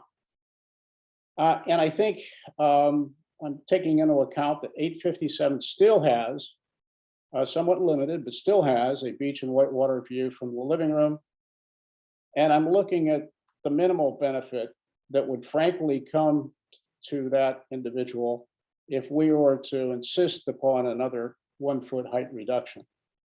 And my sense is, and I'm certainly willing to discuss this with the other commissioners, but I think the applicant has gone far and above meeting the conditions for neighborhood compatibility in terms of size of the house and everything and height. And I think views have been preserved to the extent reasonably practicable. We have a house being constructed on a vacant lot. Impacts were foreseeable. It's very unfortunate that 857 is a 1-story home.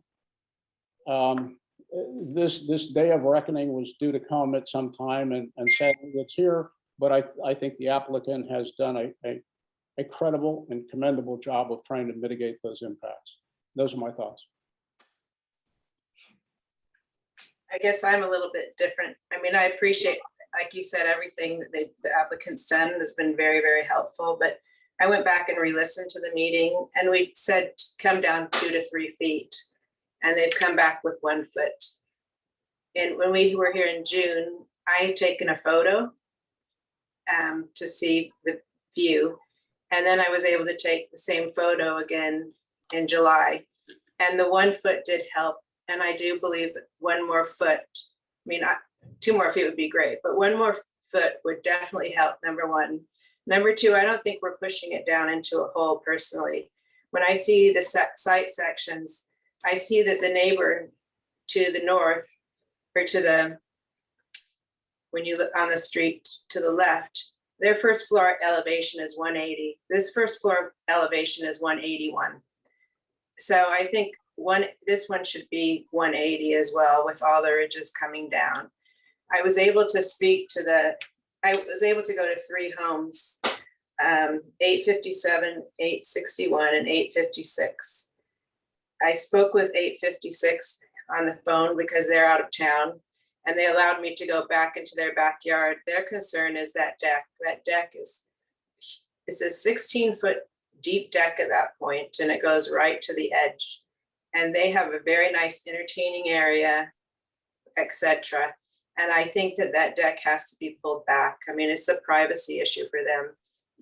That is a huge sitting area. So I looked at it and I thought that deck needs to get pulled in about 8 feet. And I really think it should be brought back to about 10 feet deep, to the point where it goes out to 20 feet. So when I did the numbers, right now, the existing deck that they have there is 817.5 square feet. So pulling it in like I'm saying is still giving you a 638.5 square foot deck. That's a huge deck out there. They also have 2 different covered decks downstairs as well. So for me, I just think the privacy of where that deck is located, that's why I was asking about it. I do understand that about the shed roof, but architecture is not where I'm supposed to be going. And so, I mean, there's 2 ways. Adjacent to that master bedroom is a big covered deck downstairs.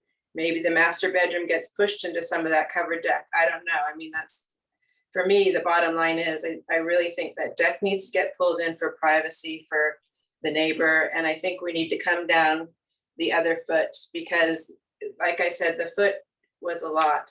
And when I look at this project, it's interesting because this house actually seems to be the low point of the street, and the houses on either side go up. And when I look at the section where I see the house on the left shows the section of the garage floor and the garage ridge, the section we're seeing for this house, none of that is shown.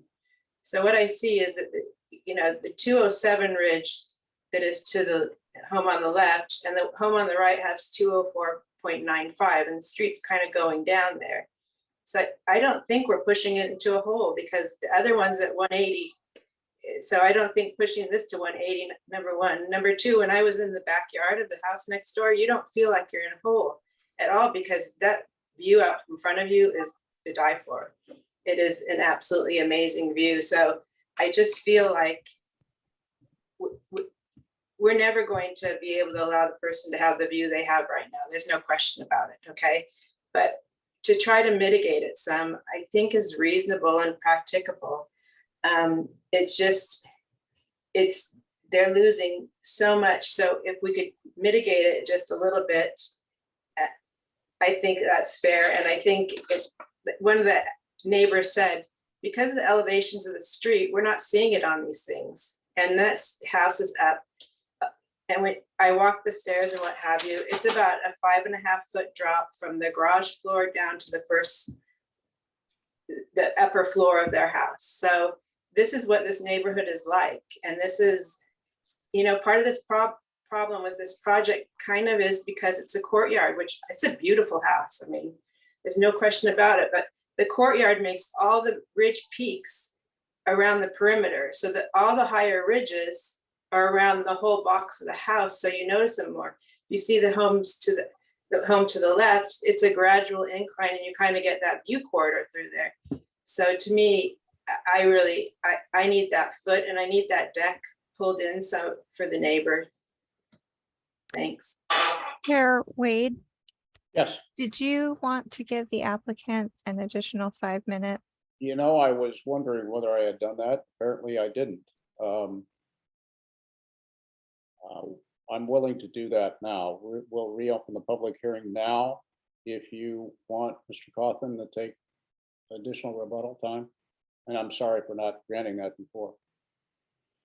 Well, now I don't know what to talk about what the neighbors are saying or what the commissioners are saying. So I think it might be better to just finish with the commissioners' comments and then let me have the 5 minutes at the end. I mean, this seems broken up now, but Yeah, I understand that, but I don't think it's rebuttal to the commissioners as much as it is rebuttal to. okay.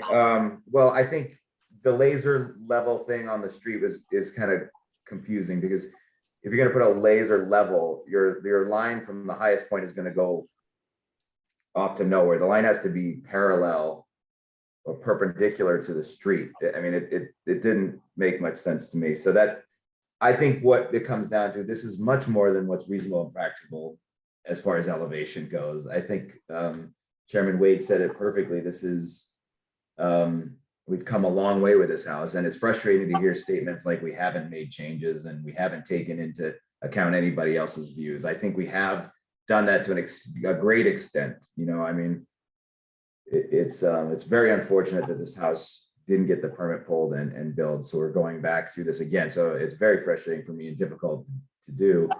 But I think, you know, again, I really think this is getting pushed into a hole. And I mean, I think it's more than, we've gone very far to accommodate everybody. And we have to think about the owners of this property too. Where are their rights? I mean, you know, we pushed the house way back. I think we forget about that. I think I pushed it some 14 feet back. Now we're talking about the privacy of the decks to the back. Because of the house being pushed back further, that deck is now being pushed closer to the neighbors. And those neighbors had no concerns when I spoke with them. They're very kind and were very positive for ours. You know, our deck sticks out 18 feet and it's not the full length of the house. It has many jogs and it acts as a roof. So I do not think that deck is very excessive. It's in the center of the building. It does project over by the family room. I mean, and I do not think that deck should be cut down by 8 feet. We talked about how this will never have anything. There is no real privacy issues to anything behind us. And that's why everybody keeps pushing this house down, is because they think that they should, you know, that's on them. They should be forced down. So I don't think that that's reasonable. I think the deck's more within reason. It's, you know, again, these decks are not just these party centrals, which I think everybody worries that, you know, these are families, their children have moved out. You know, this is an older couple going to be living in this house. They're not going to be throwing a 400-person party on that deck. You know, that's a huge asset when these houses are designed where they don't have direct access to a yard.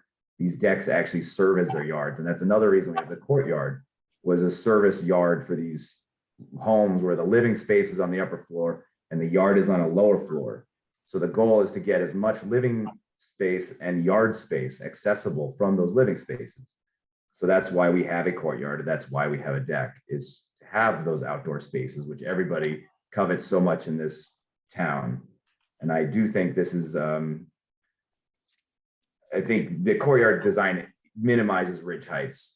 Overall width determines ridge elevation. Smaller widths determine lower ridge elevations. So I do not believe that this is creating higher ridges. It's breaking up the masking and creating a more beautiful home. That is my opinion. But I do think that, you know, we've gone far. There was one discrepancy in the elevation of the site section. The second floor is 192. We will stick to the site plans approved numbers and the silhouette certification. We will not exceed those elevations. We never have. We get everything certified during construction. It's nothing new on this project and any other project we built. And I really, I hope that we can come to an approval tonight without an additional foot lowering and more reduction. I think it's been reduced more than necessary. I really do. I think the owners of this lot deserve to have something too. It shouldn't just be all give, give, give. This is a compromise, and we've done, I believe, what's reasonable and practical with this house, and how many times I've redesigned it over the past year at this point. I don't know how many times I've done it, but I do not think this is excessive anyway. I think 18 and a half feet above, you know, natural grade, it's got to be one of the lowest ones I've done as well in this city. You know, I've done some pretty low ones, but that's pretty low. So, I mean, that's all I have to say. Okay, thank you, Mr. Cawthon, and I'm sorry to put you in an awkward position by opening the deliberations before I granted you your 5 minutes, so mea culpa. We'll close the public hearing now and go back to our deliberations. We have 2 other commissioners to hear from. Who wants to take the lead? I can comment. I would love to find a way to preserve Mrs. Wolf's view. I mean, her view from her dining room in particular is getting massively impacted. However, I don't really see a solution to preserve that view any more than what's already been done. I don't believe lowering the ridge lines another foot is really going to make that much more of a significant impact. I kind of agree with Chairman Wade. I think a lot has been done here, and my feeling is, I agree. I think that I would be in a position to approve this tonight.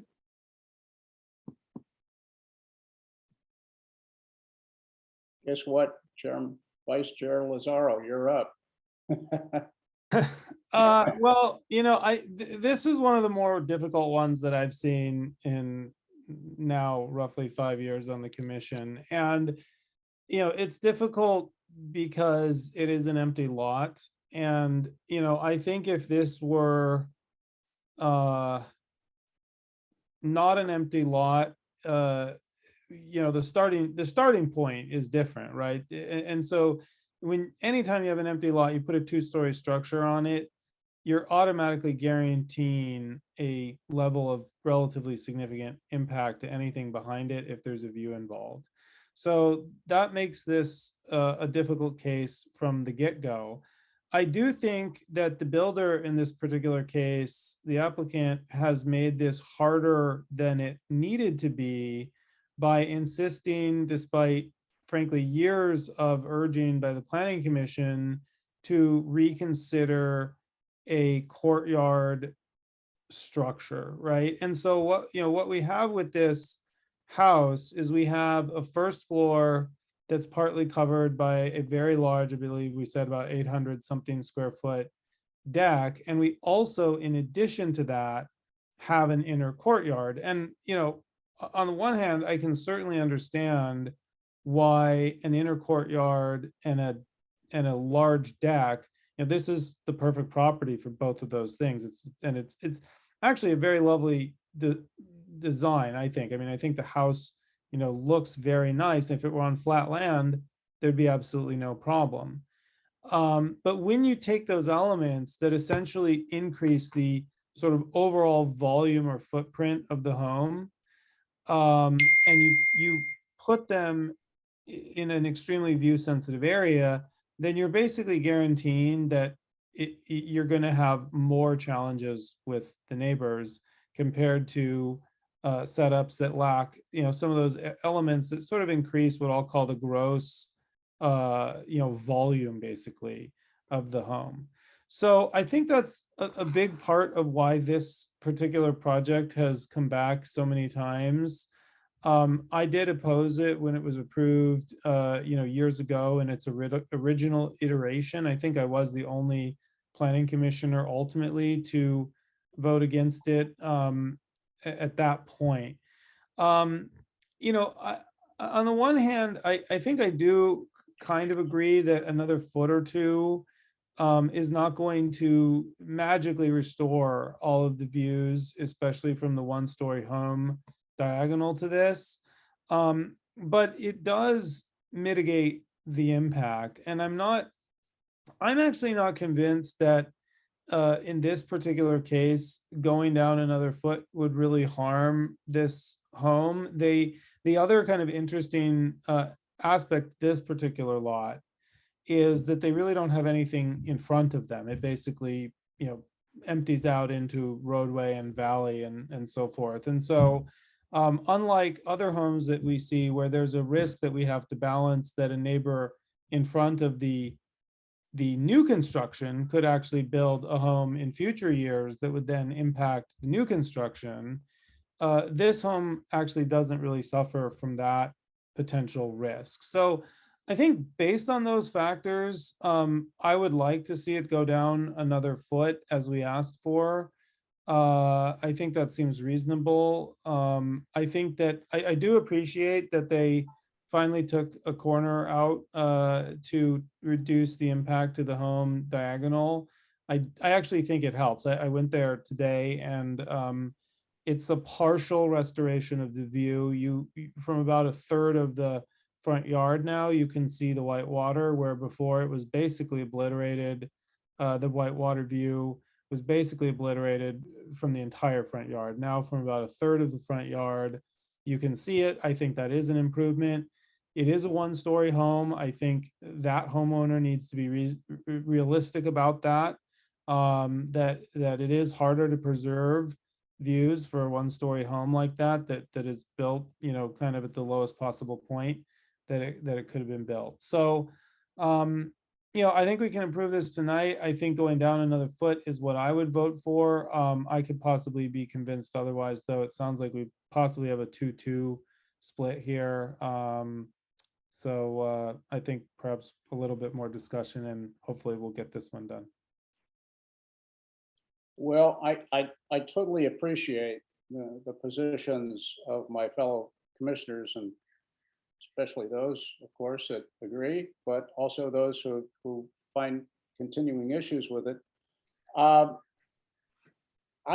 can't help but feel when I looked from 857, and you know, Ms. Wolf is a delightful person, and my heart just goes out to her based upon the impact of this home to what she has had unobstructed for the past several decades.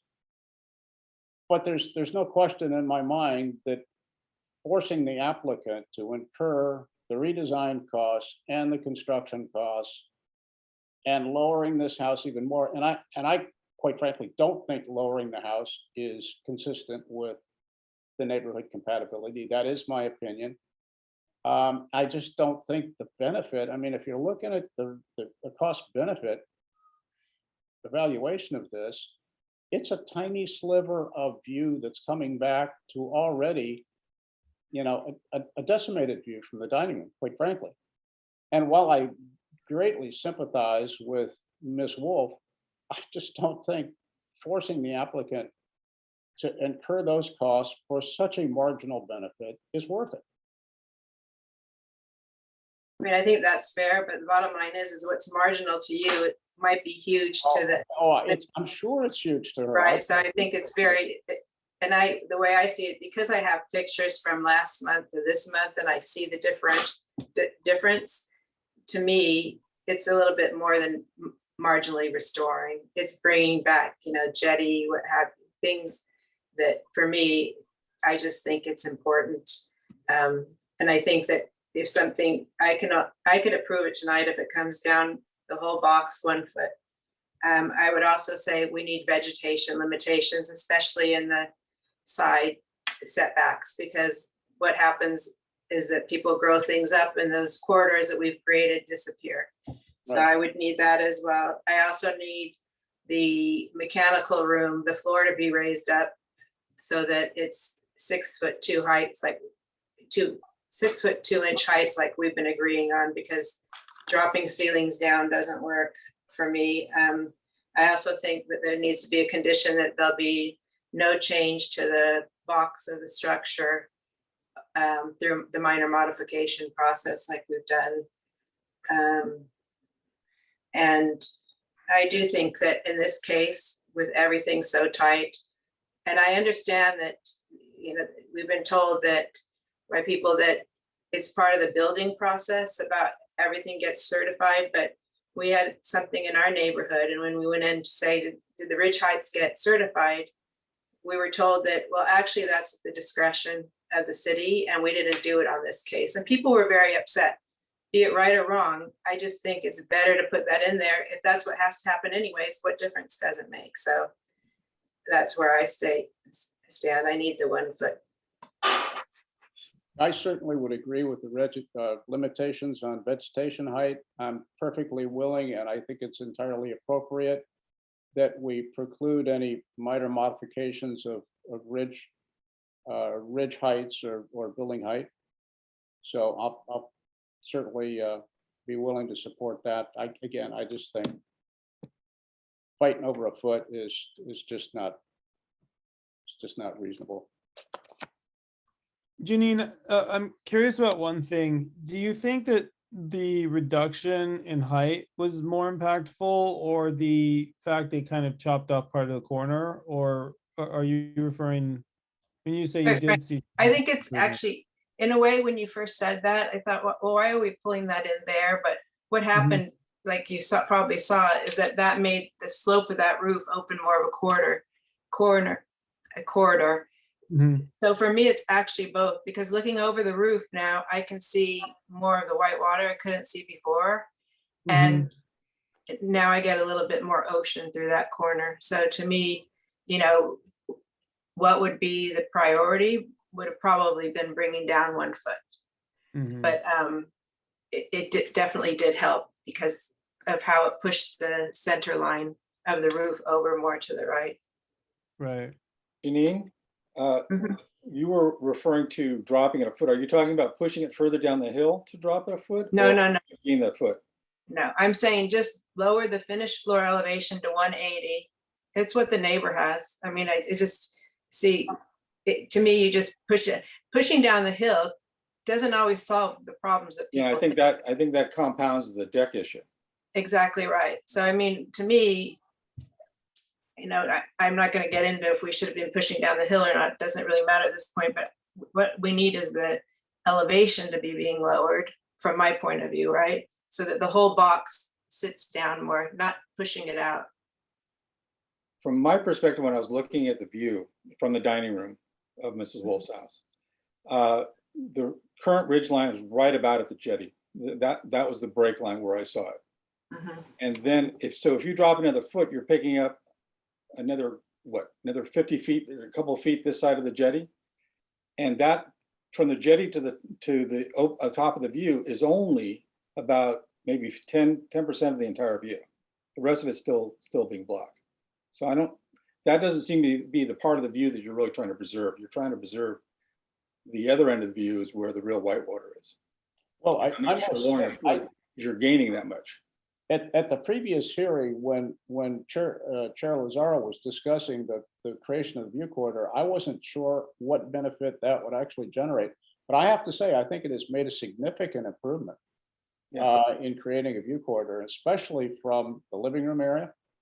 I mean, that is a dramatic improvement, or I think a foot reduction in the ridge line is inches maybe in view. Well, I think inches at a distance become many feet mathematically. It's an angled view, so it's not just straightforward. There's a lot of things you have to take into consideration.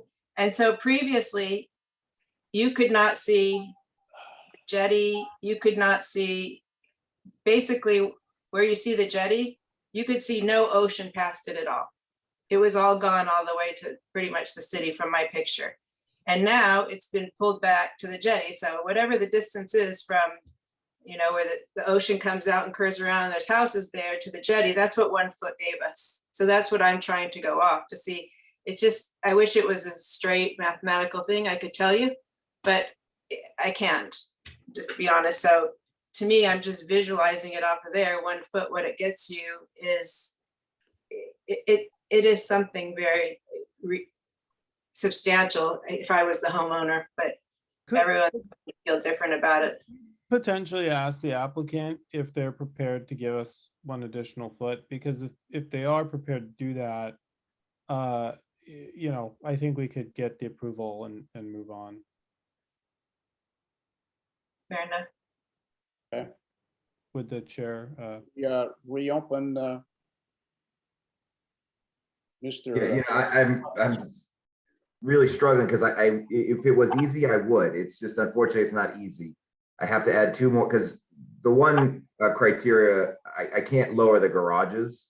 So that means I'd have to add 2 more steps to the house, and it doesn't work. Again, yeah, it's really not easy for me to do. If it was easy, I would say yes, let's just do it and get it done with. I don't agree with it at all.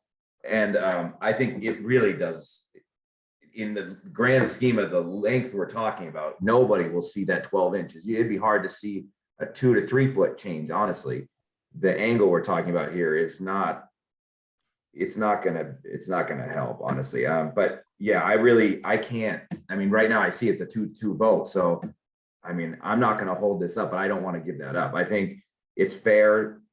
Vegetation, I totally agree with. I have no problem with that. It's just a real struggle for me to add 2 more stairs from the garage to the house. I already looked at it. It's not an easy solution. So it wouldn't, and again, I wouldn't be able to agree to all the ridges. I would do what I did last time is, I mean, and I am even at a 2 and 12 slope already, 2.5 and 12. So I don't even have the ability to just lower the slope on this house. It's already cut down. I mean, I could go 6 inches comfortably because I could probably chop a little bit out of the plates. But a foot is adding 2 steps inside the house, so that would be difficult. But I'm not, I mean, yeah, I would say if we can just compromise and say 6 inches to get this approved, I would be happy to do that. Again, I think it's a complete waste. And we I'm not also talking have to about- remember, this is a single-story house across the street that we're talking about, which will at some point have a huge second story on top of, just like all the other houses. The neighbor's house next to it is an enormous house and can look over everybody's house. If anybody's ever seen that house from the street. Okay. We are doing all this protecting for a house that's gonna be, at some point, a huge So two-story let house. me see if I understand. You're unwilling to accept the 1 foot reduction, but you are willing to compromise at 6 inches. I would take the 6 inches, yes. Okay. Again, I don't think the reduction is reasonable. It does or nothing. warranted, but if it gets us to the goal line, are the other commissioners willing to accept that as a reasonable compromise so we can approve this project? And I would also add the other conditions of limiting vegetation to the eaves along the side setbacks and no minor mods to ridge height changes or building height. Well, I'll say this, I think I got a B- or a C+ in geometry, so Janine probably is the one who should be doing that instead of me. You like but- me, Eric. Yeah, I was not the geometry whiz, but I do actually agree with Janine that because of the way these angles work, and these houses are fairly close to each other. These are narrow streets, right? And so, you take a foot or 2 off, and you do end up getting kind of a geometric increase in the actual view corridor sometimes. I think if we could get this done tonight, 6 inches is 6 inches, I think I'd be okay to vote for it.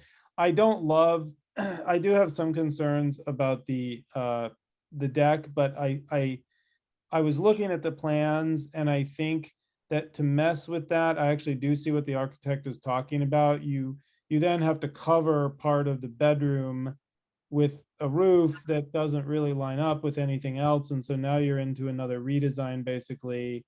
And I can actually see the reason why the architect wouldn't want to get into that. It's an awfully large deck. It's literally one of the largest that we've ever approved. These meetings are about compromise. So I think with 6 inches, maybe there's our compromise. Would a commissioner be willing to make a motion to that effect? We can move forward.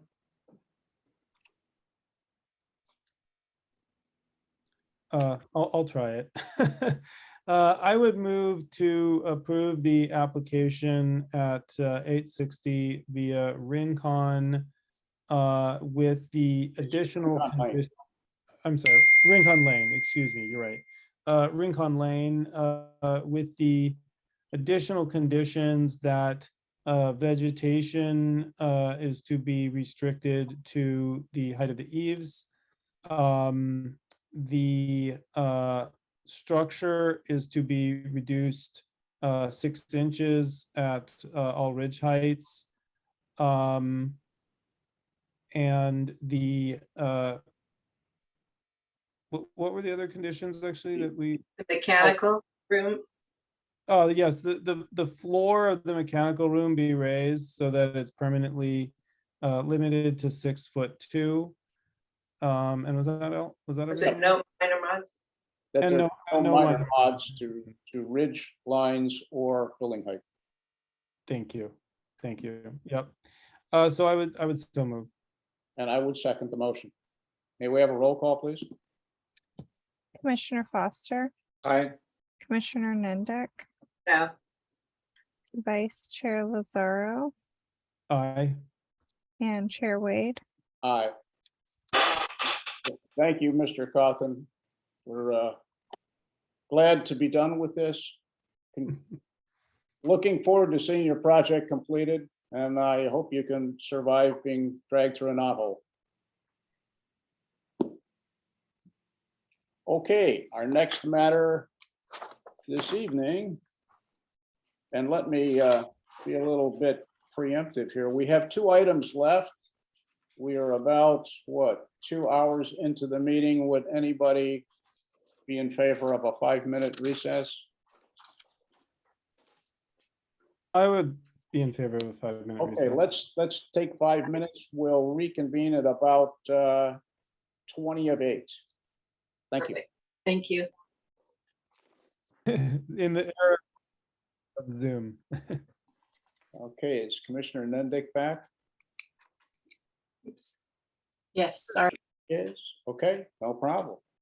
We will reconvene our planning commission meeting and now take up item number 6, which is neighborhood compatibility grading and miscellaneous applications for a new single-family residence at 2901 via Alvarado. May we have the staff report?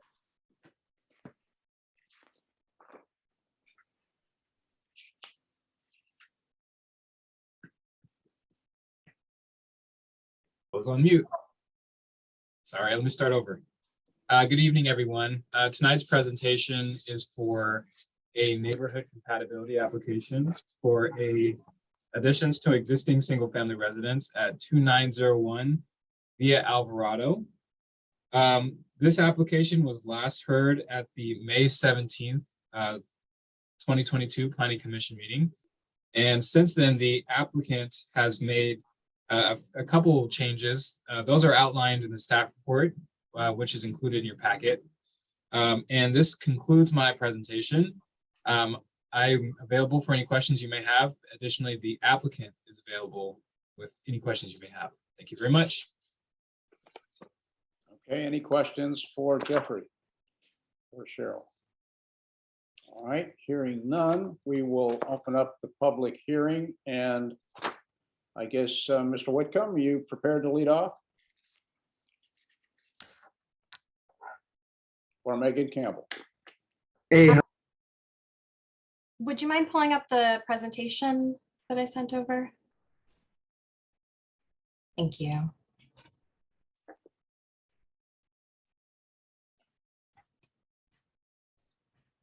Hi, good evening, commissioners. My name is Megan Campbell, and I'm the architect on this project. Thank you for taking the time to review the revised design. I apologize for not being able to attend the last hearing since I was having a baby, and the owners unfortunately won't be here tonight as they have food poisoning. We have Devin Jensen here in their place to represent their interest and agree to any conditions of approval if needed. A little background on the project: the owner's desire is to make it their forever home, and they had hoped they could move in this summer. We designed it coming in quite a bit under the max allowable height and trying to stay as much within the existing footprint as possible. However, we do understand that it is relatively larger than many homes in the area, but please keep in mind that the site is double the size of many of the surrounding lots. So we're not really comparing apples to apples. If you compare it to other corner lots in the area, it is in scale.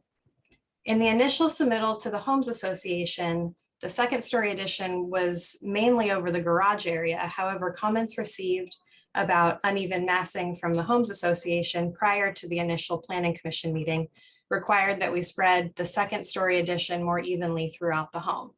These comments led to a larger second story addition that was presented previously. We held the neighbor meeting in early March at the property, and there was one family that had some concerns about their view impacts along the main ridge line, which we have since addressed. Other than that one comment, everyone else in attendance was fully in support of the project and excited to see work being done to a house that has sat vacant and uncared for years on a very visible corner. We thought that the support was there and therefore didn't get contact information from the attendees. We were surprised to hear the concerns from other neighbors at the last meeting and believe that it is probably because it's such a visible corner. We heard all of the concerns from the neighbors as well as the commissioners about the massing over the garage, the height of the main ridge, and the ADU portion. Based on feedback received from the last meeting, we did a complete redesign to respond as fully as possible to all comments and hopefully make this an easy approval tonight. I'd like to run through the major changes from what was presented in May. The next slide, please. There was a question about the number of curb cuts and driveways allowed. We have removed the existing one off of Via Sola to make that a non-issue. There were also concerns about ADUs on other projects, and this one in particular, because it extended past the side setback as allowed by the state ordinance. We have completely removed the ADU from the scope, and this was a huge concession as the ADU had already been submitted under a separate permit. Another major compromise was to completely remove the second story portion over the garage at the outermost corner. Some rooms from the second floor have been relocated to the ground level, sacrificing ocean views from those areas, backyard space, and area around the pool. This brings down the scale of the building and steps the mass back into the interior of the property to be less visually impactful to the public view. I'd like to note here that we've also shown the finished floor to ridge heights of surrounding two-story properties, and the proposed is in scale with the neighborhood. Compared to the home next door at 2913, it is over a foot smaller from finished floor to ridge height. Next slide. Here you can see how the massing relates to the home next door at 2913. The main ridge is 5 inches lower. The houses immediately across Via Alvarado are single story with their garages facing the ocean, and therefore there will be no impact to their views. Next slide. In terms of the main ridge line, we have adjusted the roof slope from 4 and 12 to 3 and 12 to bring it down another 1'6" as requested by 2829 Via Anacapa. The first floor top plate is existing 8-foot ceiling height, and the second floor top plate is set at 8 feet as well. We have squeezed the height as much as possible. On a separate note, the original design had been reviewed by the Homes Association in October of last year and received preliminary approval other than the metal roof. The owner has conceded on this as well to instead use a city-approved concrete tile roofing. Next slide. Here we show views from 2 neighbors that had expressed concern about view impacts. For reference, we can come back to them if needed. I have also reviewed the late correspondence uploaded this morning from the neighbors at 2913 Via Alvarado and 2821 Via Sola. Unfortunately, these letters were received too late for us to meet with the neighbors in person or address their concerns in the redesign. I'm happy to speak about any of the comments tonight with the commissioners. Next slide. This is the last one. Next slide. Does the chair want to extend the No, I think we're time? fine. You've got an additional 5 minutes at the end. You can complete your comments at that time and any rebuttal. Okay, is it possible to just put on the last slide to show the difference of designs? You can show that in the final 5 minutes. All right, questions for the applicant at this point? I have, I think, 2. When you had your neighborhood discussion, you said one neighbor attended that, only one neighbor, and they expressed concerns to you. Who was that and what concerns were expressed? So there were about 30 neighbors in attendance. The one that expressed concern was at 2829 Via Anacapa. And that was, they were concerned about their view impacts, mostly the large tree on the corner, Okay. and then also the height of the ridge line. And so they were agreeable to just trim back the tree, but we went one step more and lowered the ridge height for them as well. So, and they didn't come to the meeting. So none of the adjacent neighbors said anything at the neighborhood meeting? Okay. None of them came as far as I know. Have you since reached out to them after the first hearing and heard some of the concerns? The 2 closest neighbors, I saw their letters this morning. Okay, okay. I didn't know that they had any concerns. All right. Let's see. So I have a couple. one more question regarding the changes, and I think, your change with regard to massing over the garage, I think is really a positive one. So I think that's, I appreciate the fact that you did that. And the adjustment in the ridge line and so forth, or ridge pitch. You've said a substantial portion of the second story has been relocated. I think it's about 482 square feet moved to the lower floor. Where, can you indicate where the mass was added on the first floor? So we took the mass from the second story, moved it sort of where the ADU was before, and then lengthened that portion out near the pool. Okay, is that the wing that's next to the Oda residence? Is that where the office is and that Yes. is a bedroom below? Correct. Yeah. I see. Okay, I have no further questions. Anyone else? Yes, please. Can you tell me what page natural grade is on in your plans, please? We have the existing grade information. The natural grade wasn't available. It's actually on file at homeowners association. So I think we're supposed to get the natural grade so we can compare. and Okay. Get actual heights. And then, do you know what the gross square footage of this project is? The addition or the? No, the whole project, please. It's 6749 without the garage and 8339 with the garage. That's the gross square footage Of the building? of the whole structure, the gross square footage. So that includes the area and the stairs. It includes covered patios with eaves greater, is it Cheryl, 6 feet extending? All those areas. Yeah, that's all inclusive of that.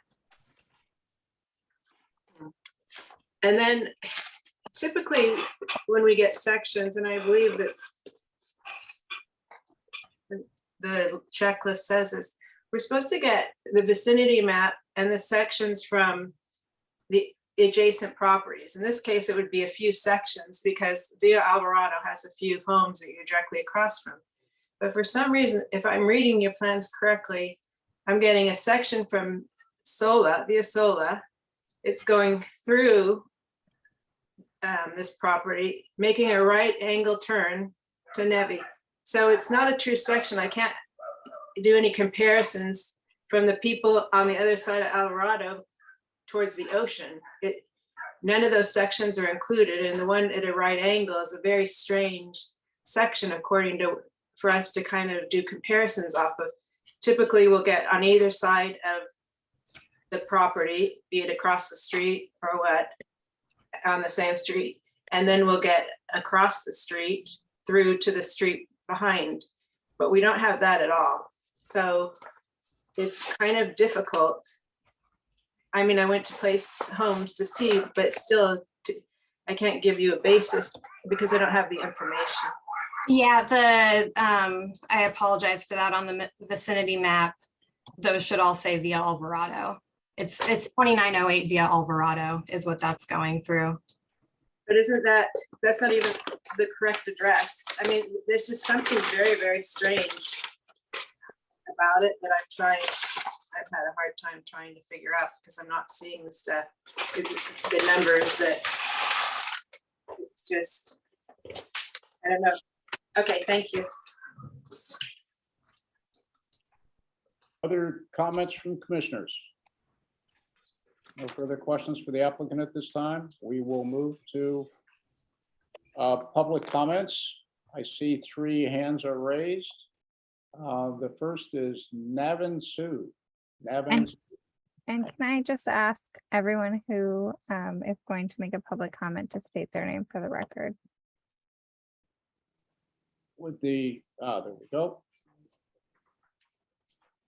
With the, oh, Hello, Yes. can you see and hear us? yes, we can. Thank you. Hi, this is Nav Sandhu and Hardeep Sandhu. We are the owners at 2821 Villa Sola.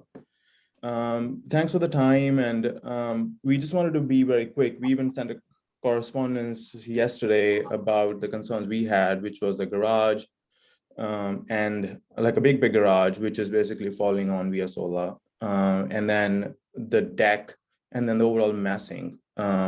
I understand this is a large lot, but corner lots are tricky. They're good and bad in a way because you get a lot of yardage space, but which is nice for the gardens and the hedges. But they also deceiving in terms of massing, because then you try to mass on one side of it. And obviously this is for ocean views and things like that. But this size of this house, I mean, it's hard to even find this size house on Paseo del Mar, where the lots are double the size. I just don't understand somebody who wants to keep this as a permanent home, live here forever, try to build something that's so massive, which is 4 houses. It's 4 houses on Alvarado wide.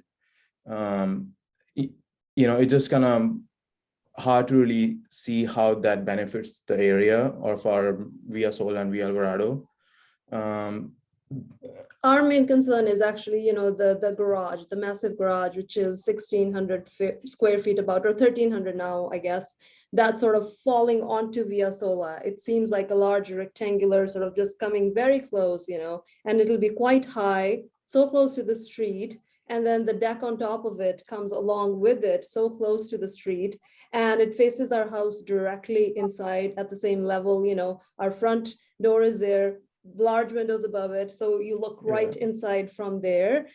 So I think it's a privacy concern for us because of the large deck on this large garage. I don't know what's the need for this large garage. There's another garage on the other side that they're needing and building. I don't know. I think it's unprecedented, the size of this garage and the way it falls on the corner and the way it kind of crowds this corner for us. Every time we come out, we're just going to see this huge garage And coming our onto the street. kids, we have 2 children who play on the street all the time. As you come now, you see the ocean from the street. It's like big wide street and a lot of garden and hedges. Having this garage on the corner, it will look very odd. It just doesn't look like a PV kind of garage.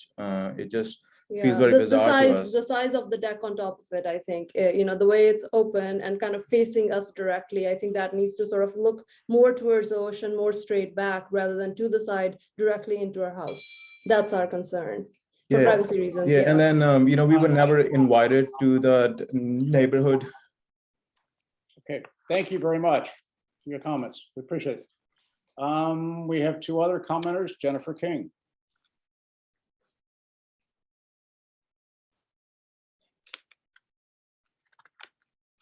Jennifer?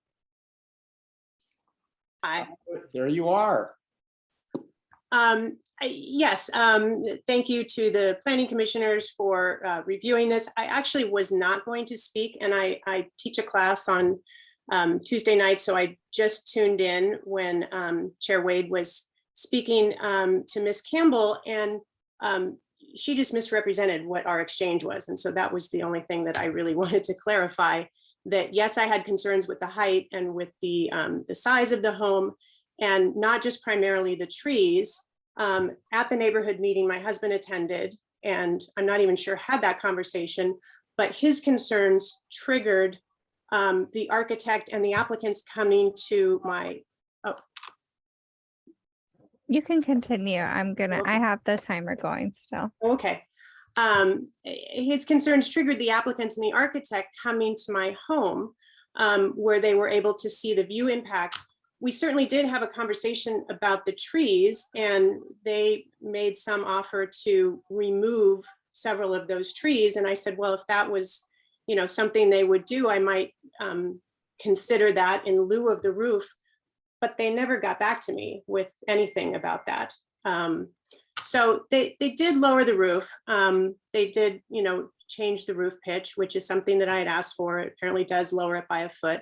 I will say the impact is still more impactful than I had thought it would be at this height. I don't want to be one of those neighbors that keeps moving the goalpost though. But it is impactful, and I would concur with what the other neighbors have said and written about the house being out of character with the neighborhood. Okay. Thank you so much. Thank you. And I think we have one additional person who would like to speak. Oh, 2. I see. Okay, there's another one waving. 3 total. Okay, there's an individual at the top of my screen. I don't know what your name is. I know I see the Otis. Oh, Irene. Irene, do you want to speak? Yes. Okay. Am I unmuted? You are, I hear you. Fabulous. Excellent. Hi, my name is Irene Sasaki. I live across the street at 2912 Via Alvarado. We did get an invitation from the new homeowners to attend their meeting. Unfortunately, our 23-year-old son had just committed suicide and his funeral was that week, so we did not attend. And I did send them a letter and they responded to me, but in our grief, we did not get back to them and they did not reach out to us either. We did send a letter to the Planning Commission at the first hearing and it got misfiled under another project on Pacheco, I believe. And we emailed the city clerk yesterday, but we do not see that our letter that was originally submitted was included in today's meeting.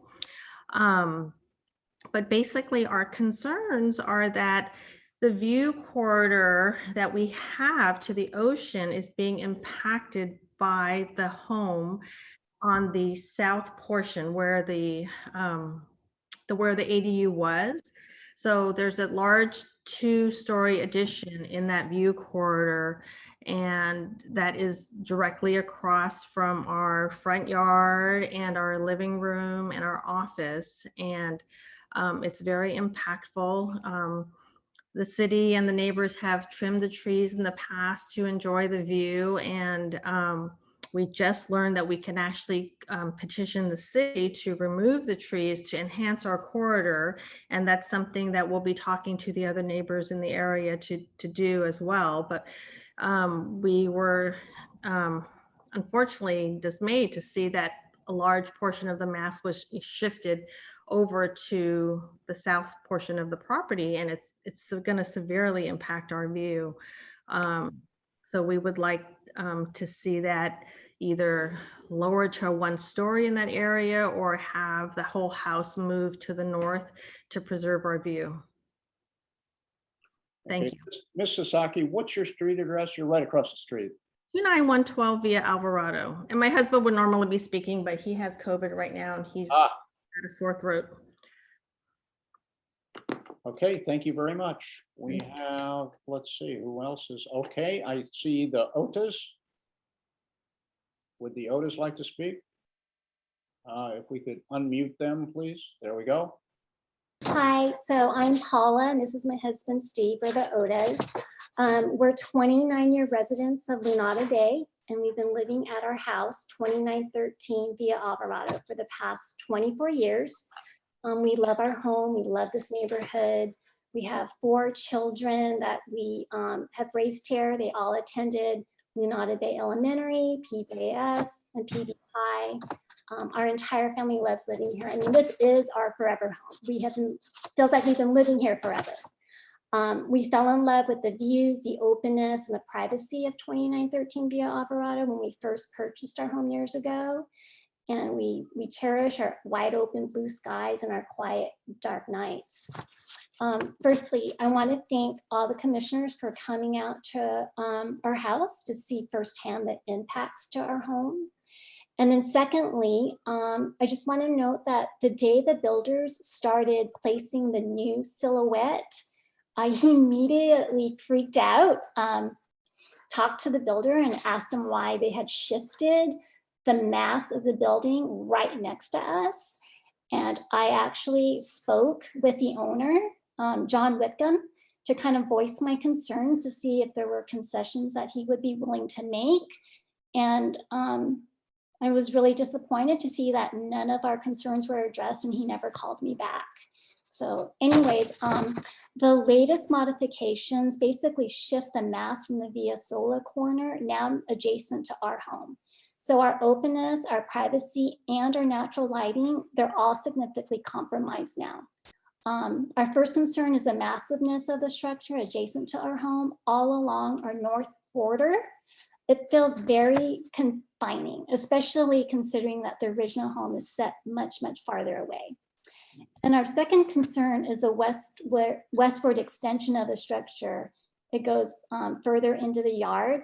So it's impacting our privacy, our master bedroom, our balcony, and our backyard and pool area is all impacted. And then the elevation of their house is already about 2 feet higher than ours to begin with. And then our third concern is just the proximity of the structure, which affects the natural lighting across the entire northern side of our house. So that's where our living room and our family rooms are located. And we have 8 windows adjacent to our property. So we're just asking respectfully that the planning commissioners take into account our concerns and recommend shifting the mass and vertical height away from our side of the house, and also protecting the view corridor for the Sasakis as well, because they will have a beautiful view if that tree is trimmed or removed. Thank you. Okay, thank you very much. I think I see one more hand raised. That's Helen. Hi. Hi. Hi. My name is actually Laura. Sorry. It's Laura Murphy. I live at 2928 Via Alvarado, and I want to thank you for your time tonight. I guess I just have 2 issues. One that keeps getting brought up, and I want to make the record clear about the social event that was held very early on in which neighbors were invited. I'm not sure what mailing list was used, but it seemed like many neighbors did not receive the invitation, unfortunately. The people actually directly across the street didn't know anything about it until after the fact. So I just want to put that out there that if we do have another event, maybe a different mailing list could be used, or they could put letters in all the mailboxes. And then I guess my other question is one about in keeping with the neighborhood. I noticed on the latest plan that there are 2 garages. I do just have a question about that in keeping with the neighborhood character. There aren't any other houses on our street that have 2 garages in 2 totally different places. And without the ADU, I was just wondering about that. So thank you for listening to my concerns. Thank you. Do we have anyone else? I see no hands raised. I see no, there is a frantic person waving, Devin Jensen. Yeah, I don't know if this is a good time for me to talk because I'm sort of representing Doug in a way because he's out of town too. You would be, if you're representative of the applicant, you would have to speak as part of the 5-minute rebuttal. Okay, so I just wanted to make sure that everyone was aware of that. Okay, very good. Any other comments from neighbors, the public generally? Seeing none, hearing none, we will now turn back to the applicant for their remaining 5 minutes. It could be the architect, Ms. Campbell, or Devin Jensen, however you want to divide the time. Maybe do half and half, if that's okay. Whatever you want to do with your architect. Okay. Yeah, so if you could just leave this shot up. So this shows the original proposal from the last meeting and then how we've revised it. So you can see how the mass has been pulled back into the site, which I think was a concern of a lot of the public and the commissioners, was having that mass on the corner. So then we pulled it into the site, which is now a concern for the directly adjacent neighbors. So we've kind of created another issue in solving one of them. So I'll let Devin speak a little bit to some of his. Yeah, I just wanted to clarify too, just so you guys know that the applicant is actually in Switzerland as well at his brother's wedding. So it's not just Dick, but he's also on a different time zone as well. So that was part of it as well. Yeah, so basically, I guess I just wanted to address those concerns. I guess like Megan said earlier, there's 30 people there. So I guess from his side, he thought that everyone really understood what was happening, but maybe some people don't say so. And they ended up getting the letter so late. It's so hard to talk to the neighbors. And same with the other person that said that they reached out and then he reached out and then back and forth and then they never ended up talking. I just want to make sure that he always tried to keep an open communication, line of communication. So I just want to make sure that that's there.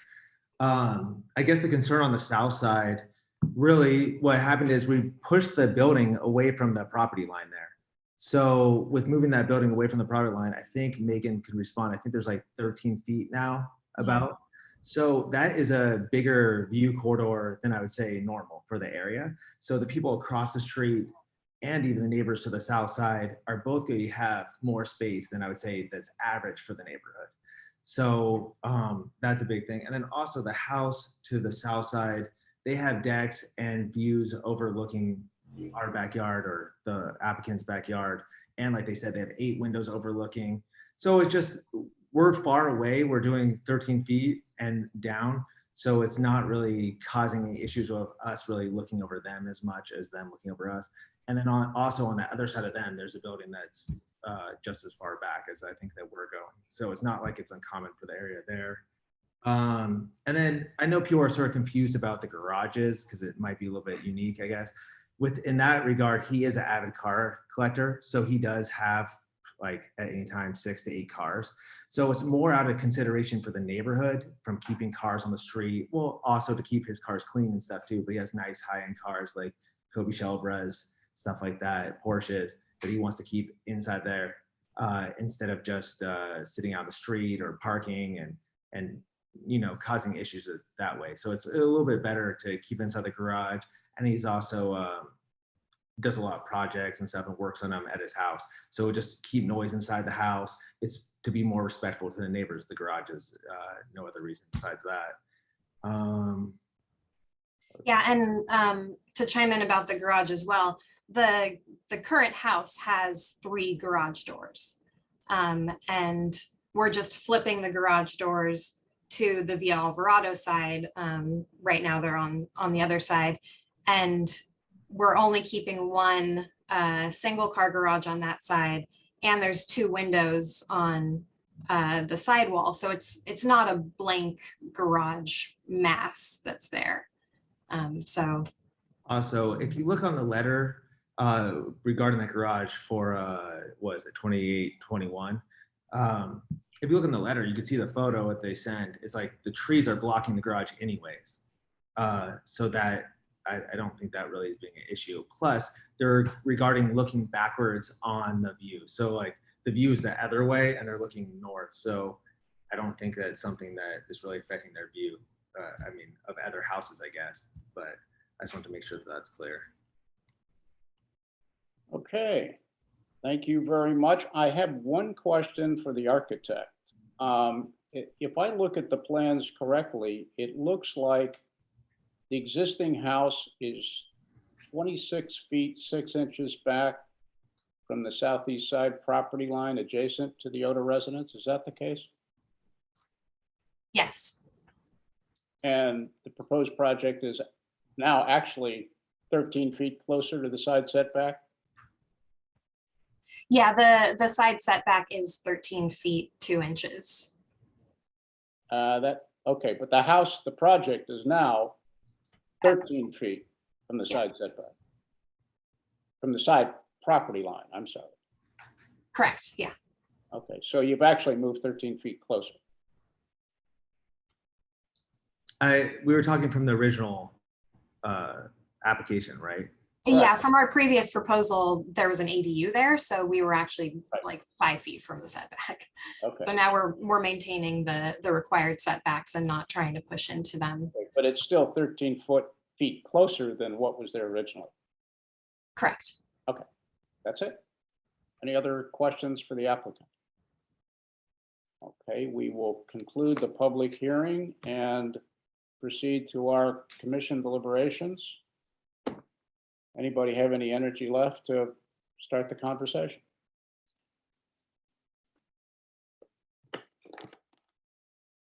If not, my wife has always said, I'm never short on words.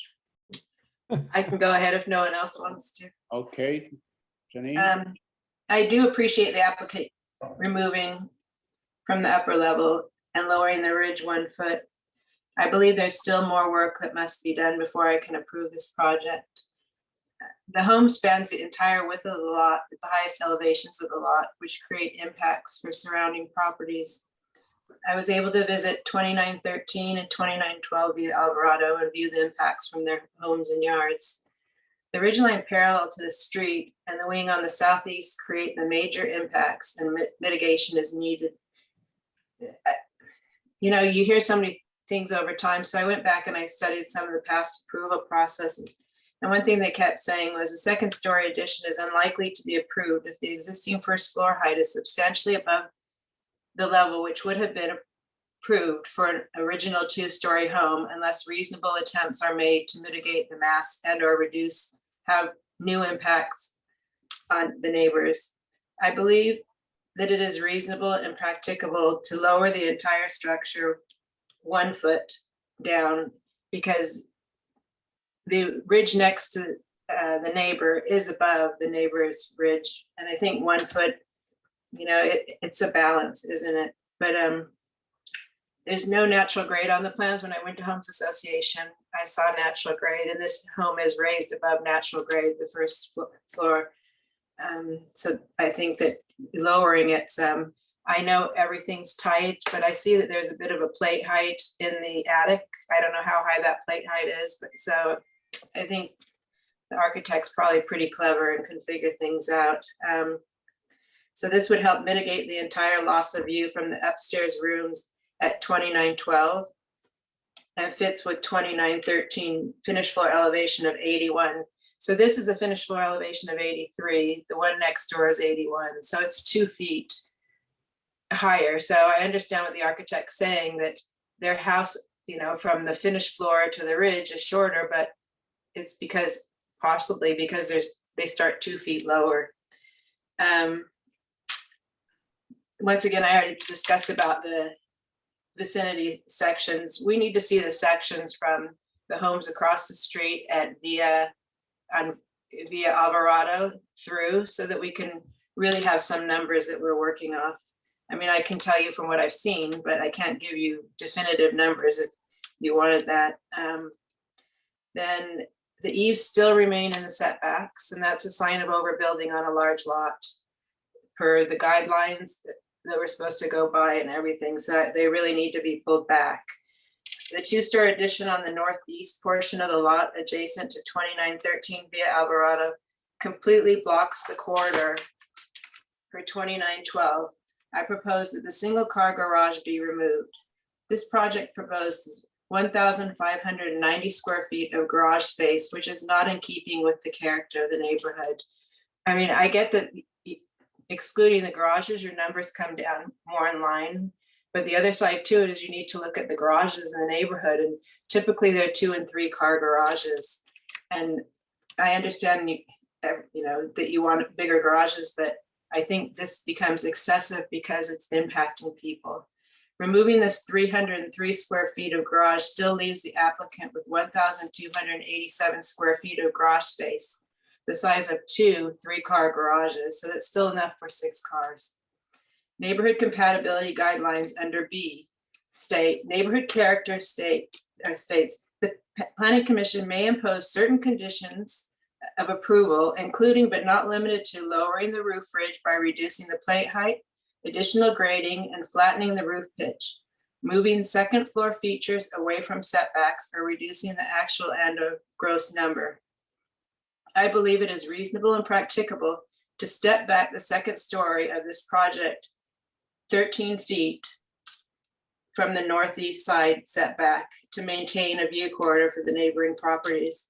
This translates to a reduction of approximately 550 square feet that can be located in other spots, be it where the big deck is above the garage on the other side. And it will really reduce the impacts for 2912 and 2913 Via Alvarado. The driveway to Via Sola has been removed, which is a good thing, but the garage door still remains going that way. So I think if you're really removing the driveway, then you need to remove the garage doors. This project also needs to have vegetation restrictions, I believe, in the side yards to maintain the corridors. I think the deck off the second office creates privacy issues for the neighbor at 2913 and should be removed or reduced. The indoor-outdoor shower off the master bedroom should be removed, and the roof covering it removed, pulling the roof back 5 feet, lessening the looming feeling of the structure for the neighbor at 2913 Via Alvarado. I think, you cover that little area out there and you cover the outdoor shower. And so I think that if you remove the garage, you could move some of the rooms back further, and then you won't be coming out so far and right against, I mean, everything is pressed against that neighbor. And when you're in their backyard and when you're upstairs on their deck or everything, it is very massive feeling and overwhelming. It's very looming for them. So I think you've done some good things. But unfortunately, everything got pressed so far. I think before the downstairs was just about in the same position and the upstairs, but I think you've brought it out further, I think, and you've also brought the downstairs out further, which they can see from their yard, and everything is over in that area. So pulling things back on that upper level and then pulling back some of the lower level, I just don't think it's reasonable to have an outdoor shower that has the roof covering it that affects your neighbors. Thank you. Janine, you said a lot of that quite quickly. Could you possibly just go back and summarize the key changes that you're proposing? So for me, I say Yeah. the single car garage at 300 square feet should be removed. The home can get pushed, some of the home can get pushed back into there, which would pull back that master wing some. I think that the second shower on the master wing, the indoor-outdoor shower, should be removed and the roof pulled back that 5 feet or so that it's not so impactful for the neighbor. I think upstairs, the guidelines state that it's a reasonable thing for us to pull the second story addition back off of that setback. The house is at its setback. It has to be there. So pull that back 13 feet, let people have the view corridor. That they're still losing almost, well, they are, as it stands now, they're losing all of their view across the house. So bringing it down 1 foot, it looks like they could gain a little bit of view, but at least let them have that corridor.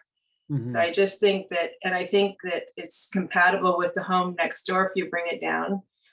And this is just a lot of garage space if you really think about it. 1,600 square feet basically. And that is not in keeping with the neighborhood. Just like we look at the houses, we don't have a database to give us all the garage numbers, but I drove around there quite a few times and they're 2 and 3 car garages, not 7 car garages. So I think that's basically, and having vegetation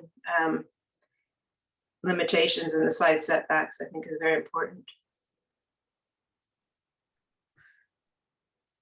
And I really think we gross numbers, Derek, if I'm honest, because there's a lot of gross square footage in this house, I think.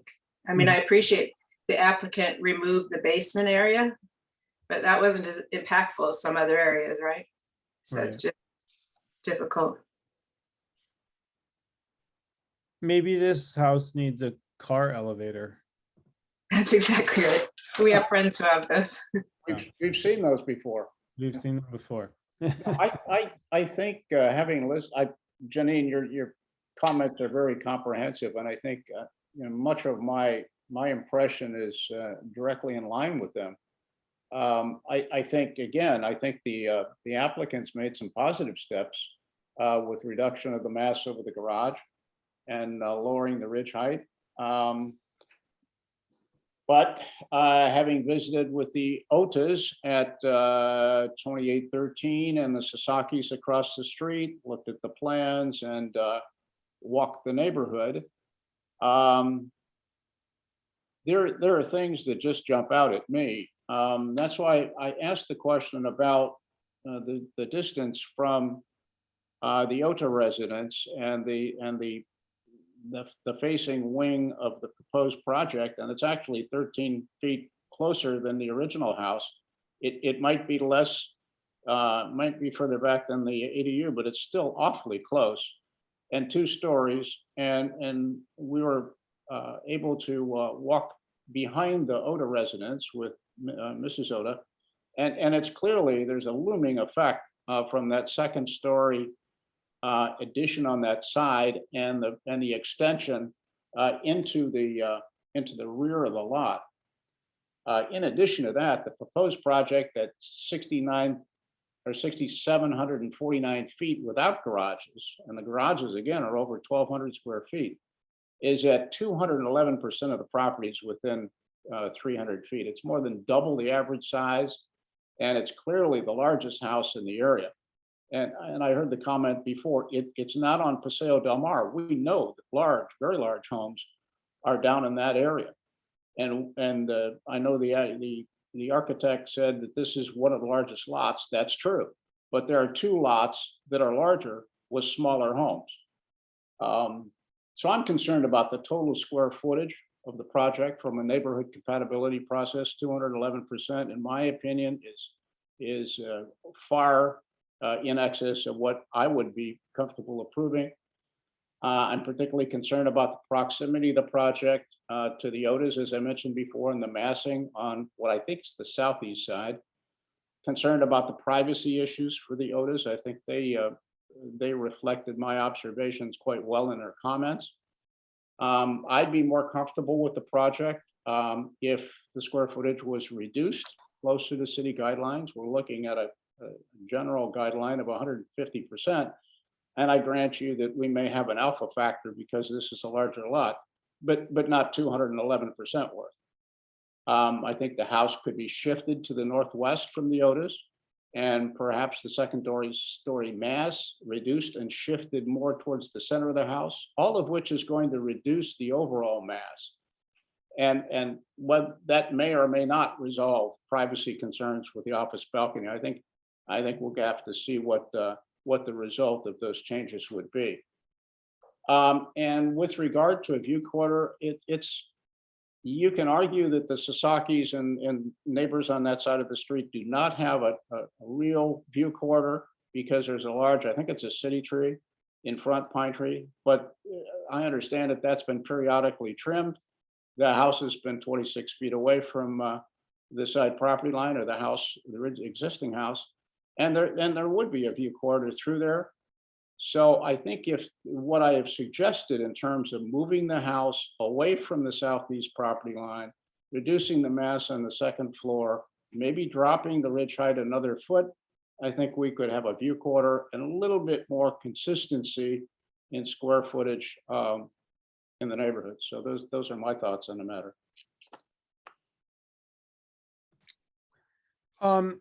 I don't think I have a lot to add.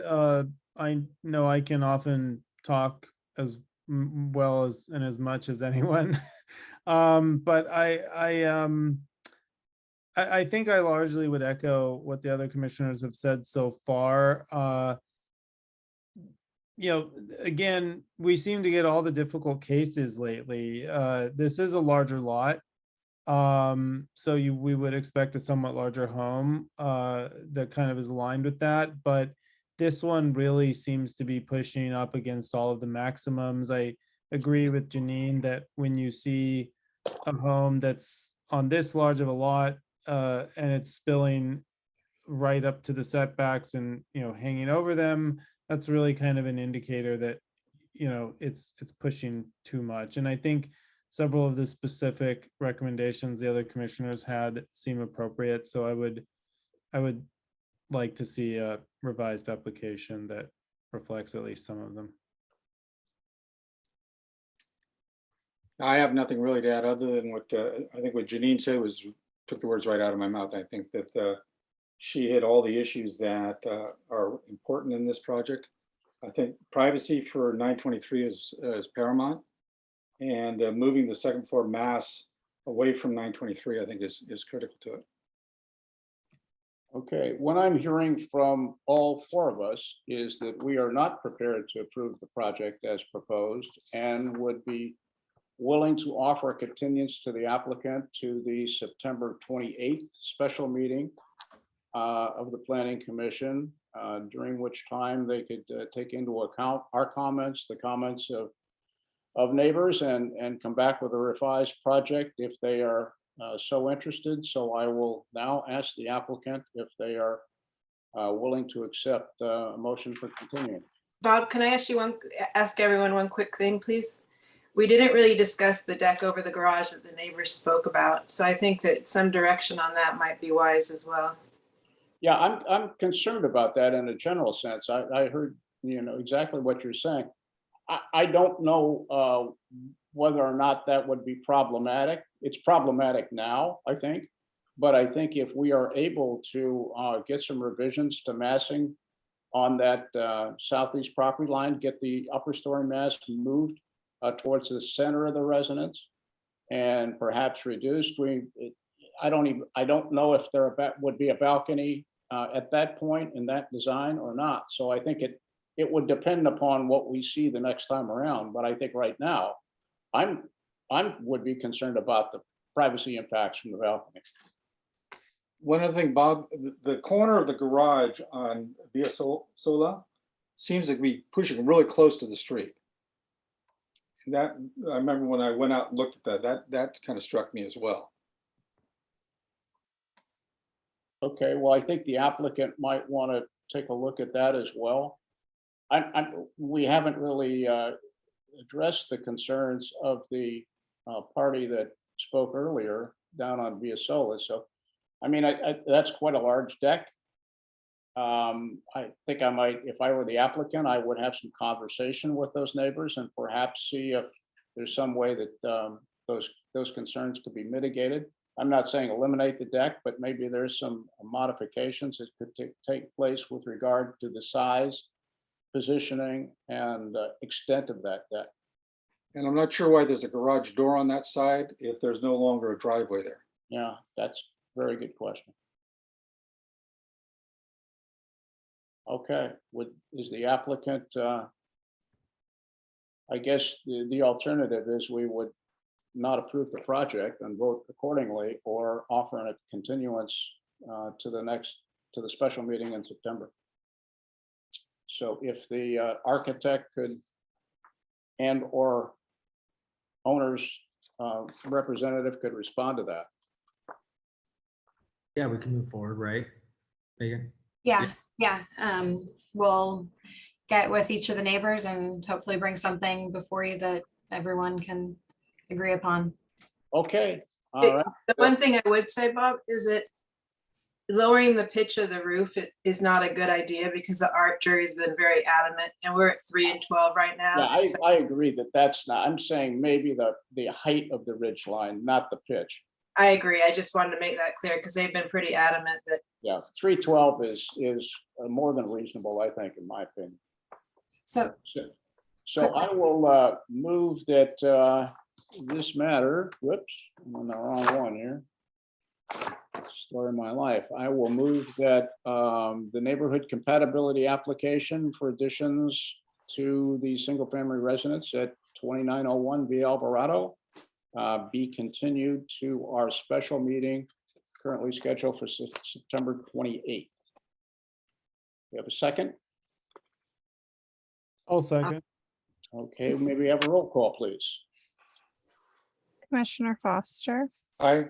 Commissioner Nendek, Vice Chair Lazaro, Aye. Chair Wade. Aye. Okay, I hesitate to say that, I don't think the commission prefers being in the business of continuing matters.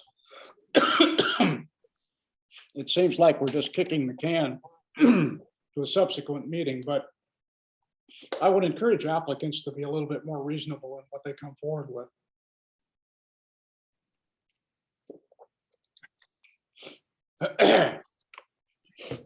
Okay, we're down to our last item, which is agenda item 7. Maybe I'll stop coughing when we get started here. It's a neighborhood compatibility and grading permit application for a single family residence at 1520 Paseo La Cresta. We have our staff report, please.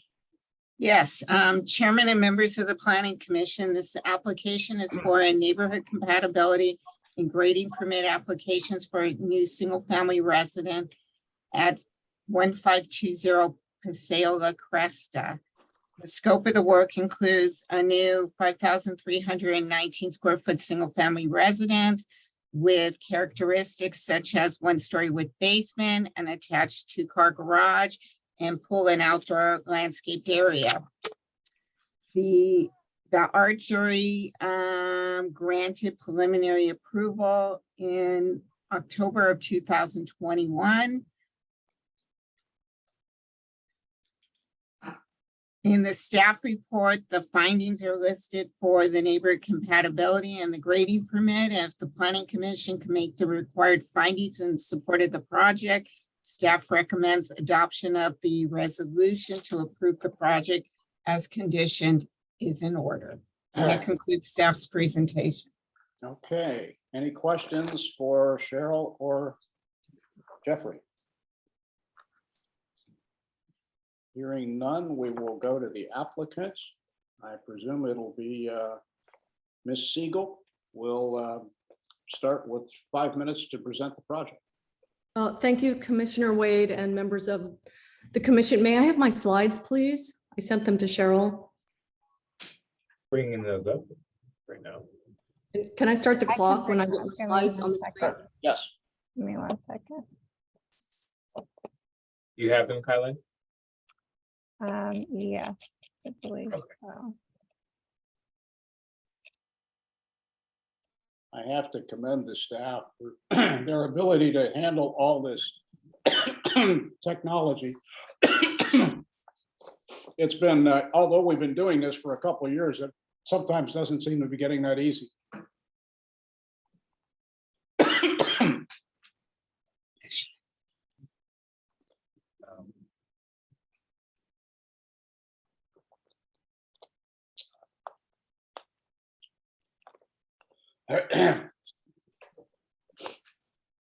No, it looks like I don't have it. I'm sorry. Okay, no problem.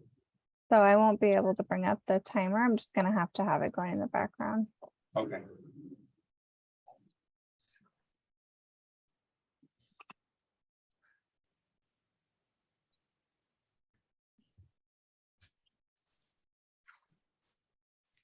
Okay, fantastic. Thank you so much. My name is Jennifer Siegel. I am the founder and principal of Office of Mobile Design. I'm representing my client this evening, Dr. Alok Mandel, and I'm also here with his attorney, Paul Perlson. And we really appreciate the time and effort that it takes for all of these volunteers to be here. We were lucky enough to have the approval, full positive approval by the art jury before wasting anyone's time tonight. And I heard what you said, Commissioner Wade. We have spent a lot of time being extremely proactive from the get-go. Next slide, please. This property was purchased over 40 years ago by this family, and it has been vacant ever since. They have maintained that property for many years and had always had the intention of building the family home. You can see our lot number 12 at 1520 Paseo La Cresta and the 300-foot radius of other residences that touch our property. Next slide. The house specifically is positioned due to the setbacks on the property outlined here in red. It is, as you can see, a modest home on this 33,000 square foot lot. And two of the most important elements that we subscribe to are, quote, to preserve to the greatest extent practical the natural features of the land, including the existing topography and landscaping. And I'm here tonight to show you exactly how we have done that. Next slide. This is a section cut from our property. We're on an uphill slope. We chose to position the house in a way that would be least effective to the topography. It's the flattest, most contiguous space that disturbs the soil in the least amount of way on the entire property. Second slide or next slide. Here's an architectural rendering of the house, and it's, oh, sorry, my daughter, and how it sits on this property. Next slide, please. Oh, can you go back for a second? I'm sorry. The other point that I just wanted to make is that we have designed this to the extent that it's reasonably practical so that it does not unreasonably interfere with the neighbor's existing views. And I'm going to show you a series of images that we created that show you exactly what the views are from the neighbors' residences when they were kind enough to invite us over, which we spent an entire afternoon with them. Next slide, please. So here's the first house at 1421 Via Arco, which is on a street that's behind us. So their view is actually in the opposite direction to our house. And we're about 152 feet from the edge of their house. And between us and their house is a very large tennis court. Next slide, please. And here's the section cut where you can see our house in relationship to their house. Because we are just a single-story house with a attached 3-car garage that is being a subterranean space, so that we are eliminating against as much disruption of the soil as possible. And we're also maintaining that we do not want to create large retaining walls and create drainage issues, as well as landslide issues. And we also do not want to end up with a house that's in a hole, as I've heard mentioned for the last 2 meetings that I've attended. So here you see the house that's directly behind us, 1521, and how their view is not obstructed over the ridgeline of our house. And the front of their house, again, faces in the opposite direction. Between us and them is their large tennis court. Next slide, please. 30 seconds. So here's the image of our house in relationship to theirs. You can see their whitewater view has not been obstructed. Next slide. Here's the second house, 130 feet away from ours. Next slide. This is the view that we took from their house, of our house, with our story poles. You can see that there's no view of our house. Next slide. Again, this is an image of our house, and I've rendered, you can see in this little small corner on the left-hand side, a tiny little bit of a roof that you see of our house. Next slide, completely obstructed by their tennis court. And here, could I get some extra time, please? I'll use it. You can use the time at the end. We'll give you 5 minutes in your rebuttal. Thank you. Okay, we will then proceed now to our public comments. And let's see who wishes to speak on this. Anyone wishing to speak? I see Mr. Basie. We'll unmute Mr. Basie and ask him for his 3 minutes worth of comments. I want to thank the commissioners for visiting our home and seeing the impact of this new house. We built our home in 1974 and been residents for 48 years. At that time, Paseo La Cresta did not exist. In fact, most of the lots around us didn't exist. The applicant states there's minimal impact on our views. In this case, this project would take away both our downstairs and our upstairs views of the ocean. This is a major impact. The project is reminiscent of 2014 Via Cerritos, 3 lots from the applicant, which passed through the Planning Commission 2 years ago after being moved downhill twice. Construction started last week with major grading, digging very far into the ground. I have discussed this situation with a local architect, and he tells me that extensive grading is common in the hills of Palos Verdes. Our home was designed and located to prevent loss of view due to future development. The applicant's view can never be blocked because they have parkland across from them. Our home was designated, let's see, the various options to reduce the height and not block the view. There are various options. This includes grading. The home starts at the southern point of the master bedroom, which is raised 4 feet above natural grade. It then angles downhill to the north.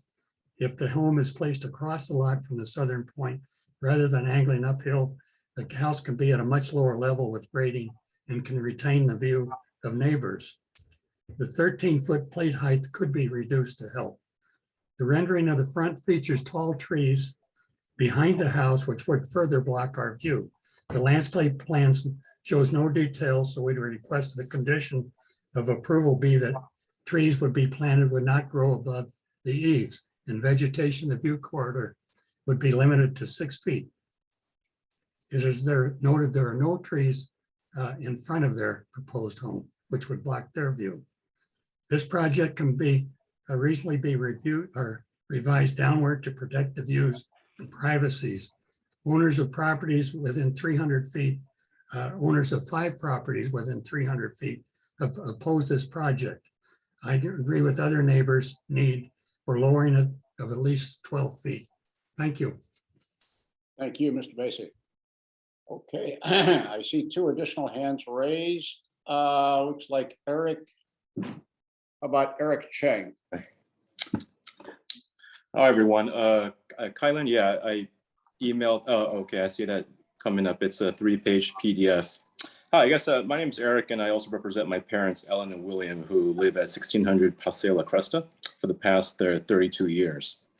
And I guess the current home as is, we currently oppose the current design. And for 2 main reasons, obviously privacy and view as well. The first pictures we have are, I guess our property is effectively facing the entire backyard of the subject home. As you can see, I try to kind of draw it out on the PDF there, but from our second and third floor windows, which are kitchen, living room, balcony, and master bedroom, we'll be able to see their entire backyard, actually, it appears. And Kylan, if you can go to page 2, please. And obviously they gave us wonderful renderings of the backyard, which is nice and open, has nice big floor to ceiling height windows or sliding doors and nice pools. So obviously we'll be able to see all of that in the future. Kylan, if you go to page 3, please. And to some extent, we do have some city line views on the right side and the ocean views on the left side, which will be completely blocked. I'm trying to draw the yellow lines for the current silhouette and the red lines of what would be taken out. But obviously our primary concern is a privacy issue, of which obviously, in my opinion, I think that if the entire home or the ridge height could be lowered by at least 12 feet, I think that would mitigate that to a very large extent, not just for us, but for all the other adjacent neighbors. And obviously the current property is about 33,000 square feet. There is unobstructed views in front of it to the ocean. There's no buildable lot in front of it. So I just don't see any, it seems very easy to bring the house down a good amount to mitigate all concerns for us and everyone else. And I think the prior public comment also mentioned, yeah, there's another home at, I think it's right next door at 1700 Paseo La Cresta or Cerritos that passed about 1.5 years ago. It just broke ground last week, actually. And they were forced to bring down the grading or ridge height about an entire floor, 4.5 actually. And even our current home at 1600 Paseo La Cresta, our entire second floor, which is the main floor of the home, is below grade. So I just, so I concur with the prior comments that most homes in this area, especially in Paseo La Cresta, are built below grade or much lower than what we would think. So yeah, thank you so much, everyone. Okay, thank you for observing the time. I appreciate that. Okay, we have some additional hands up.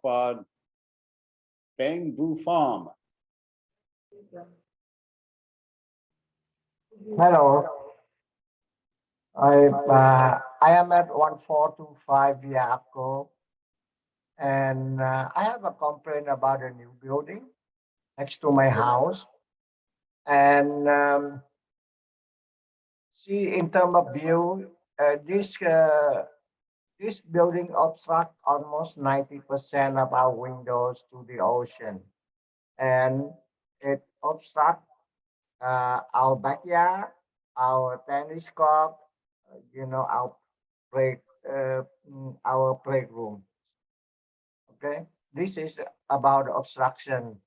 Number 2 is that we're concerned about the privacy from our bathroom, our master bedroom, our kitchen. I always see that house very big and very tall. The owner can make it lower. You know, the way they build that house will lower would lower our, the value of our lands as well as the neighbor lands. And number 4 is that in terms of the big tree they plan to grow, the city have to put a limit on the height of the big tree, because if the tree grow up, it will going to be a big problem. And on the pictures, the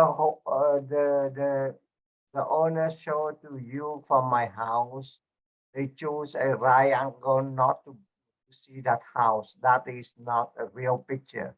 So please neglect it. That's all I can tell right now. Thank you very much. Thank you, Mr. Pham. Does your wife, Dolly Pham, wish to speak? Yes. Hear me? Now we can, I believe. I think you're unmuted. Yes, but I don't see my face. Oh, sorry. Might be on your computer, down in the, there you go. There we go. Okay, I'm here. Yes, so my name is Dolly Pham, and I'm at 1425 Via Arco, and we are adjacent to the proposed project. Our house was built facing west to capture the panoramic ocean view. And for many, many years, our family have enjoyed this unobstructed ocean view from the majority of our rooms. Indeed, we paid millions of dollars for this view. We love our home. We plan to retire here and gift this home to our children and grandchildren. We are opposing the proposed project because of its severe view impact and privacy impact on our property. The area labeled as 2A2.01, which include the primary bedroom, closet, bathroom, weight room, is way too high and will take away almost 90% of our ocean view. The windows and doors of this area will look directly into our master bedroom and master bathroom, thus compromise our privacy. We ask that the height of the above area be lowered by at least 12 to 14 feet to allow us back some ocean view and privacy. Vegetation should be kept no taller than 6 feet. Our home and tennis court were lowered by more than 12 feet when built to mitigate the view and privacy impacts. So the proposed project could and should be done same. The proposed lot is located in front of parkland, so the house will still have unobstructed view when lowered. We thank the commissioners for your time and effort in mitigating the view impacts and privacy impacts of this house to help us preserve our quality of life. Thank you. Thank you, Mrs. Pham. I see that Lenora's iPad has a hand raised. Lenora, do you wish to speak? Okay. Yes, yes. Okay, you're unmuted and we'd be glad to hear you. Good evening. My name is Lenore Vasey, but I go by Mitzi. I reside at 1421 Via Arco with my husband, Bob. We are very concerned about losing our ocean and Catalina view. Since retirement, Bob and I have been able to enjoy the view much more than during our earlier, busier years while working and raising 4 children. Now, this prize view is being threatened. On the lower patio area of our home, our view will be eliminated. On the deck and main living area of our home, the view will be substantially diminished. Bob has pointed out a few minutes ago that an architect could reconfigure the structure in order to retain considerably more view than is currently proposed. Our neighbors have suggested lowering the house or moving it down further on the 33,532 square foot lot. The applicant's view would not be compromised at all because he benefits from the PVE parkland. This structure not only impacts the Vasey's view, the Fang's view, the Chang's view, and 2 further away neighbors. That's a total of 5 families. Much concern has been raised about the 84-year-old stepmother with limited mobility. Why, oh why, would this lady want to be backed up to 1421 via Arco and 1425 via Arco, where there is considerable outdoor activity? She would undoubtedly enjoy her days more peacefully if revisions were made to these plans. I'd like to close by sharing a recently published book on Palos Verdes. Hopefully you can see it. Can you see it? We can, and you have 5 seconds. It's all about the view. Okay, we understand. Thank you very much. I think that, let's see, do I see any other hands raised, people waving frantically? I don't think so. So I think we can conclude the public portion of our, well, not the public portion, but we will hear our 5-minute rebuttal from Ms. Siegel and perhaps the owner of the project. Okay.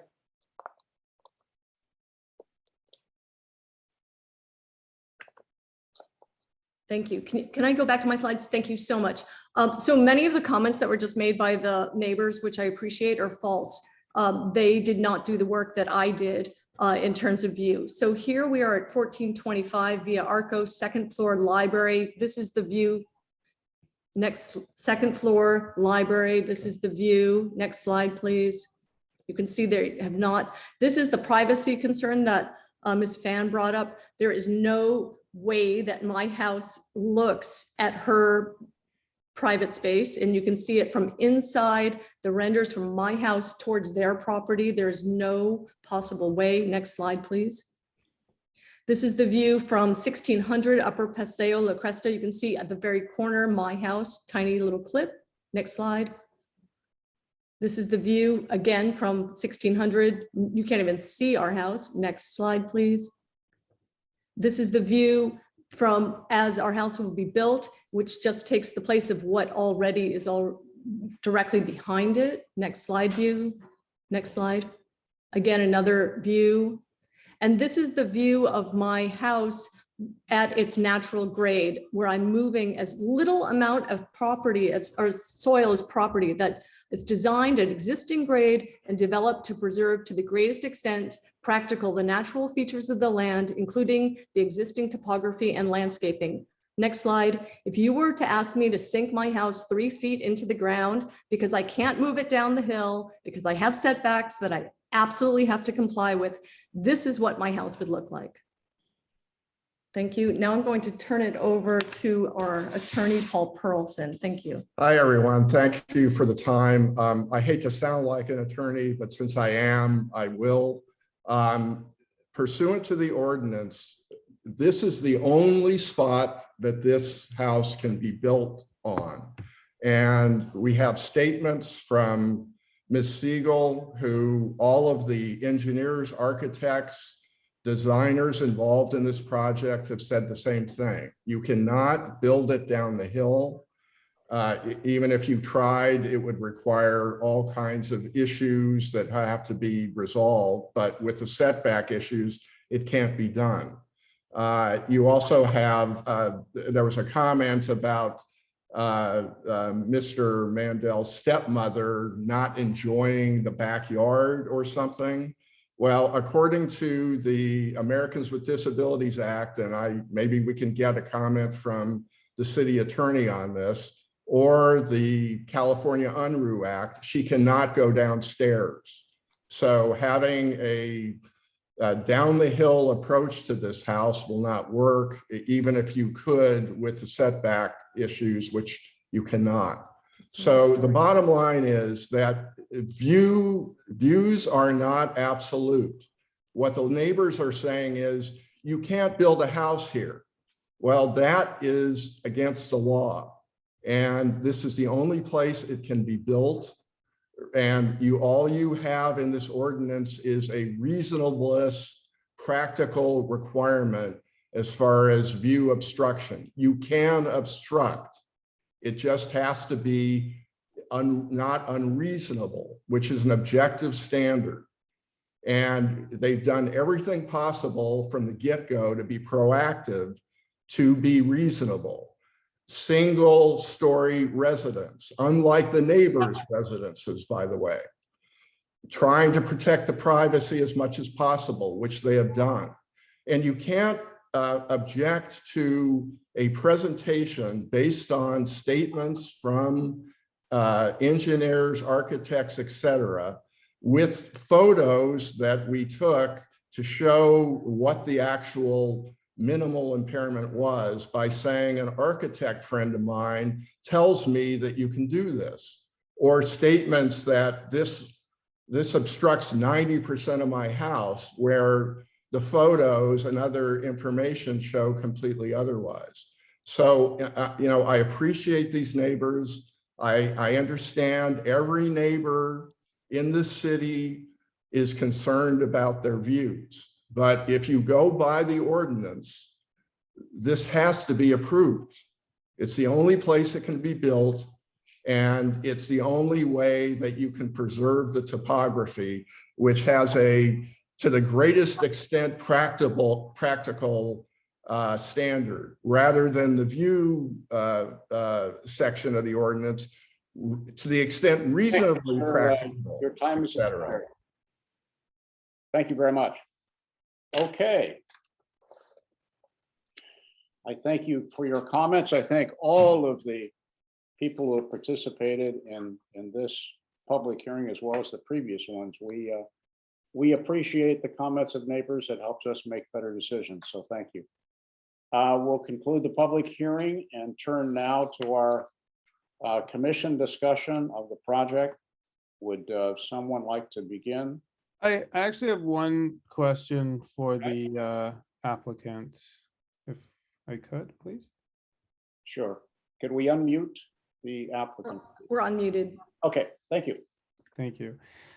So I guess my question relates to the overall layout of the home. And, my observation when I visited the site was that it's really sort of one particular wing of the home that seems to have the greatest impact. And it really has to do with the fact that the home is laid out, almost like a line, right? I mean, it's a very, I guess we sometimes use the term broad. It kind of spans the lot, basically. So I guess I'm just kind of curious, you heard perhaps during our discussions earlier, we were talking about a home that had an inner courtyard, and that essentially created sort of more gross volume for the home overall. There's sort of something similar happening here.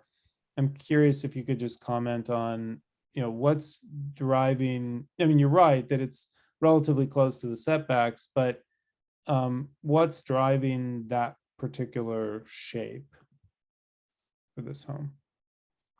I'm an architectural professor at USC, and I've been there I've been teaching architecture for 25 years. So I'm a huge fan of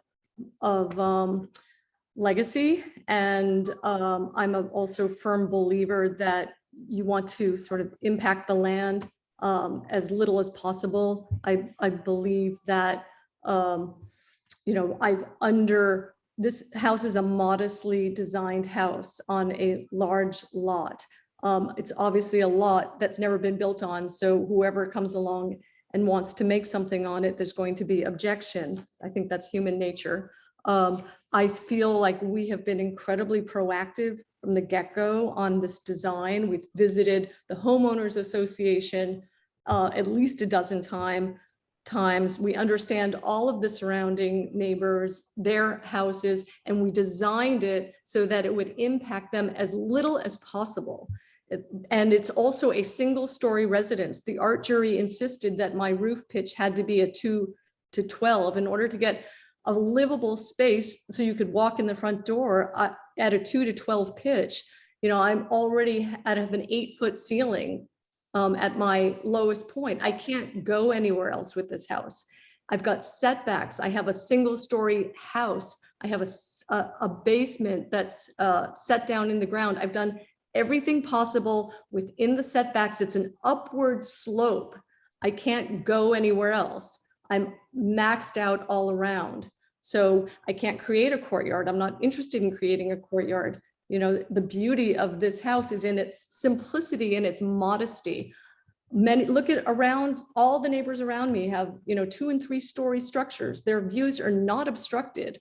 I showed you, if you look through my deck that I spent days putting together with my staff, it's absolutely accurate. We went to Google Earth. We modeled 3-dimensionally Google Earth. We put our building and all the neighbors' houses in, so you can see exactly what our house would look like. And it's not a questionable. I think tonight I learned a lot just by hearing, people's ideas of maybe if we saw it like this. Well, you see it. This is exactly what it looks like. And it does not impact the neighbors. And it gives my client, the Mendels, and his mother, his stepmother, his mother, and his children and their legacy, everything that the neighbors want.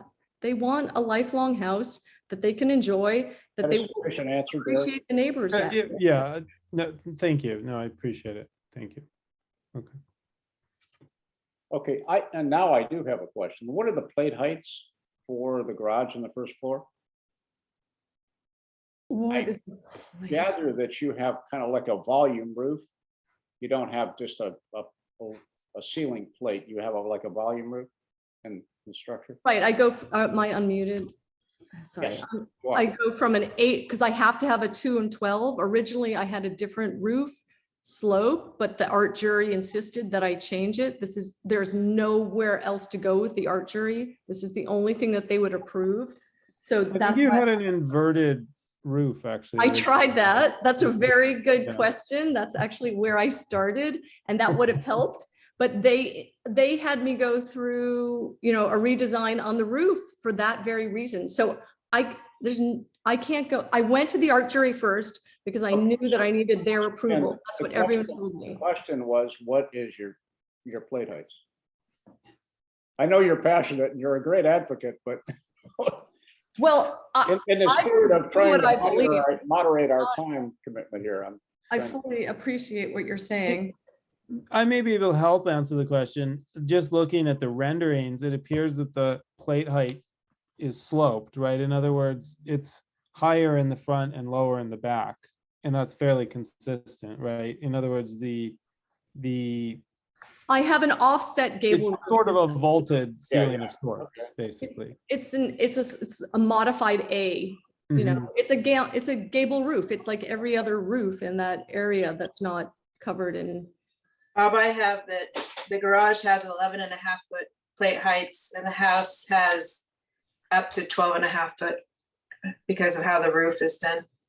So because I had to do that with the two. No, I hear what you're saying. I'm just saying that's the numbers. Yeah, so I go from an 8-foot to a 12 because I've got structure that's coming down. So it's not a clear span. Thank you. Any other questions for the applicant? Hearing none, we will adjourn the public hearing and commence our commission deliberations. I'll take a stab at this one. So it's interesting actually to hear the applicant's perspective on this house. And, you know, it certainly is true that in terms of the actual structure of the house, in many respects, it seems reasonable. I mean, it is literally a one-story house by our city code. I think that a lot of the impact, from what I can tell, is where it's situated on the lot. And also, really, it's actually one particular wing, I think, to some extent, that has the most impact. I believe it's from the FAM's house. And I think it's the master bedroom wing. Let me just confirm that here for a second. Yeah, it's the primary bedroom wing. And the way that it, you know, again, the house is kind of this elongated shape. I think a lot of it has relatively little impact from the FAM's home, but I think it's essentially the primary bedroom and the primary closet that kind of clips into a number of their views from different vantage points from their home. And, you know, again, to the extent that this is, you know, at some points roughly 12 feet above grade, you know, you could certainly imagine a home that's proposed with a lot more impact than that. But I think again, it's certain angles that basically just get clipped because the home is very sort of broad, and it is situated at roughly the highest point of the lot, which I think also then impacts the neighbors that are directly behind, in addition to the FAM's home. You know, we kind of see this a lot, right? The applicants usually try to situate the home at the highest point because then they have the best possible views. And again, somewhat similar to the previous conversation that we had about 860 Rincon Lane, I'm often looking to see what sort of impact there might be on the applicant's home based on future construction. And sort of similarly to 860 Rincon, you know, this home is largely protected from anything being built in front of it, right? I mean, there's really very little that could possibly be built in front of it that would actually impact this home. So I think that does give the applicant more flexibility to situate the home and to sort of orient the home in a way that has reduced impact to the surrounding neighbors. And, you know, sometimes that means doing more grading. Sometimes that means moving the home, you know, to a slightly different orientation, et cetera. We kind of look at all of those sorts of things. I actually did walk on the property fairly extensively.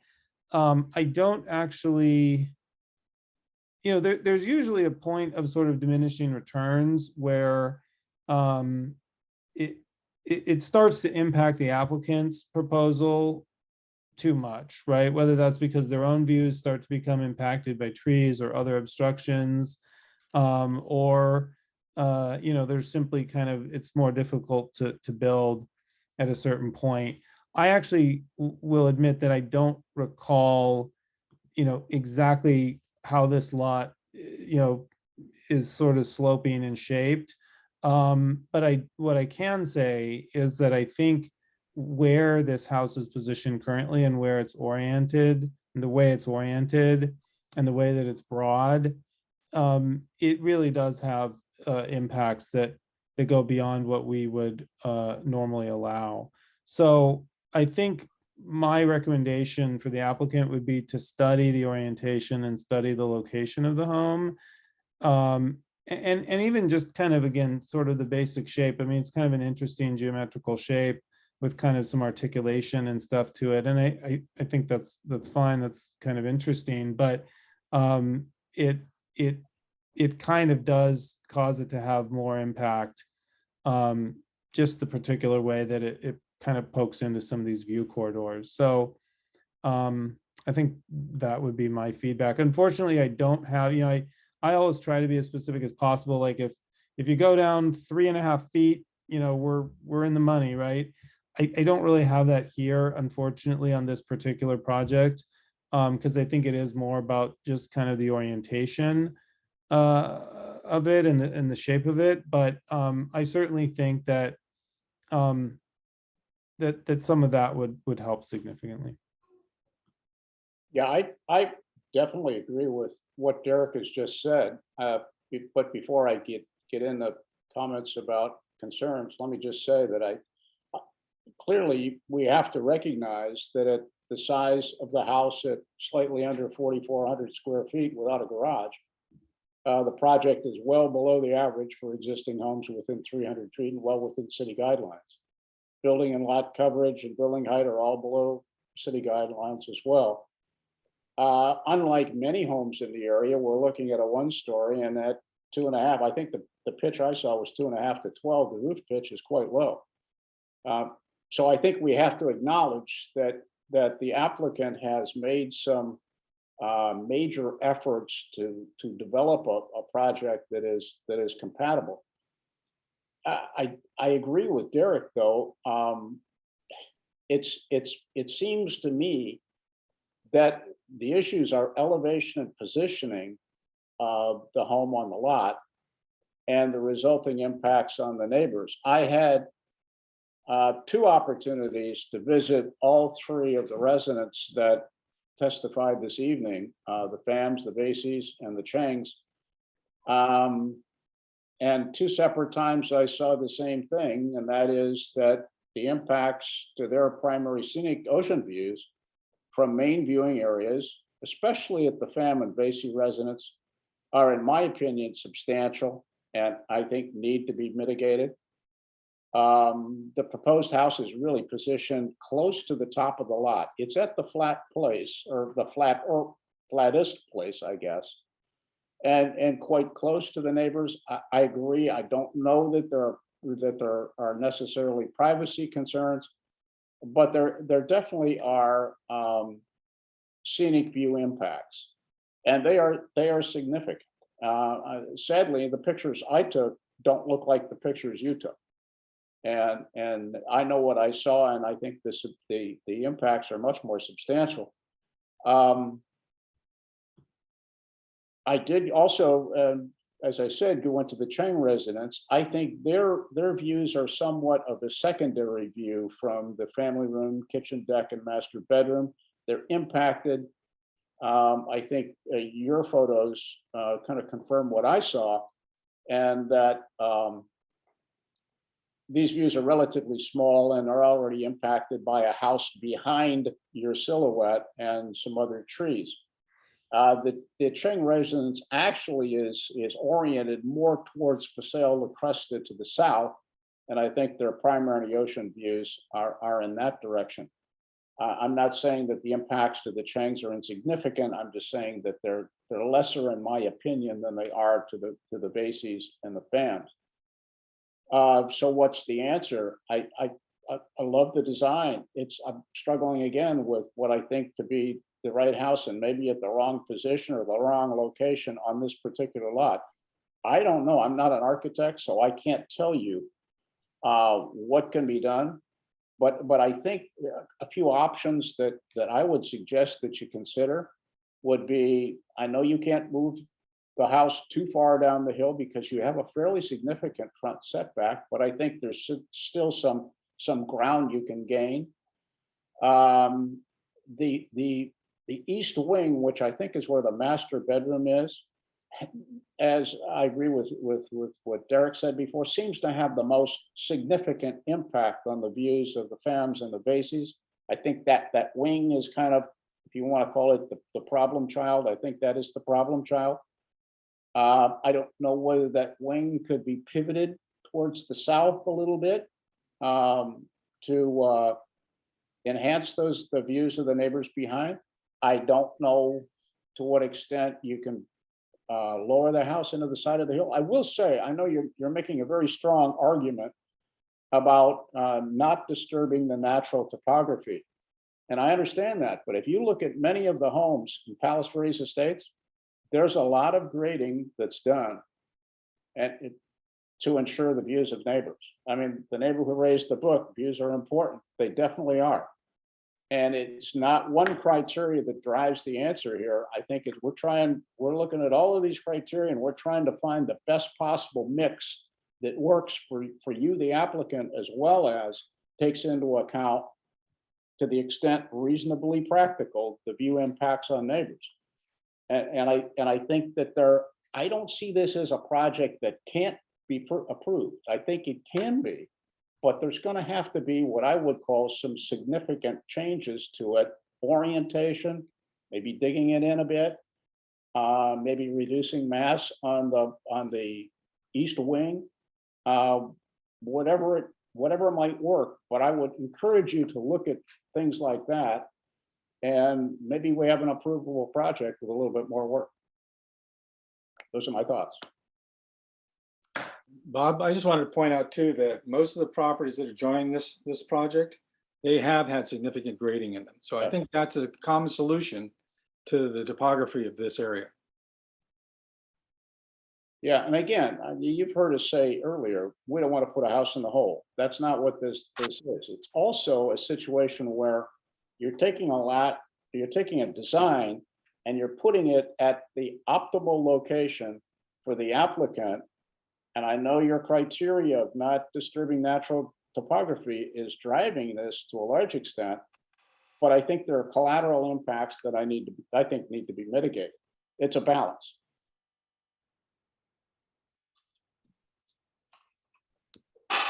Robert, are you finished?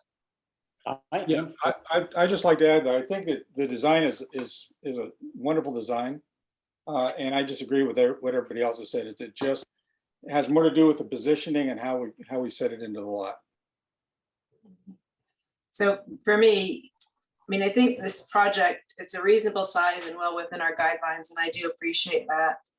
Unfortunately, I find that I can't approve right now because it's creating privacy and view issues for the neighbors, and it's not in keeping in the character of the neighborhood as much.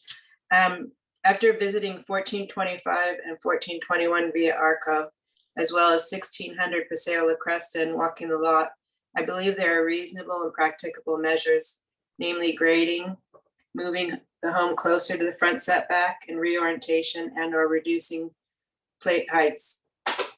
And this will decrease the impact. You know, neighborhood guidelines state, grading may be desired under a proposed house in order to mitigate a view impact.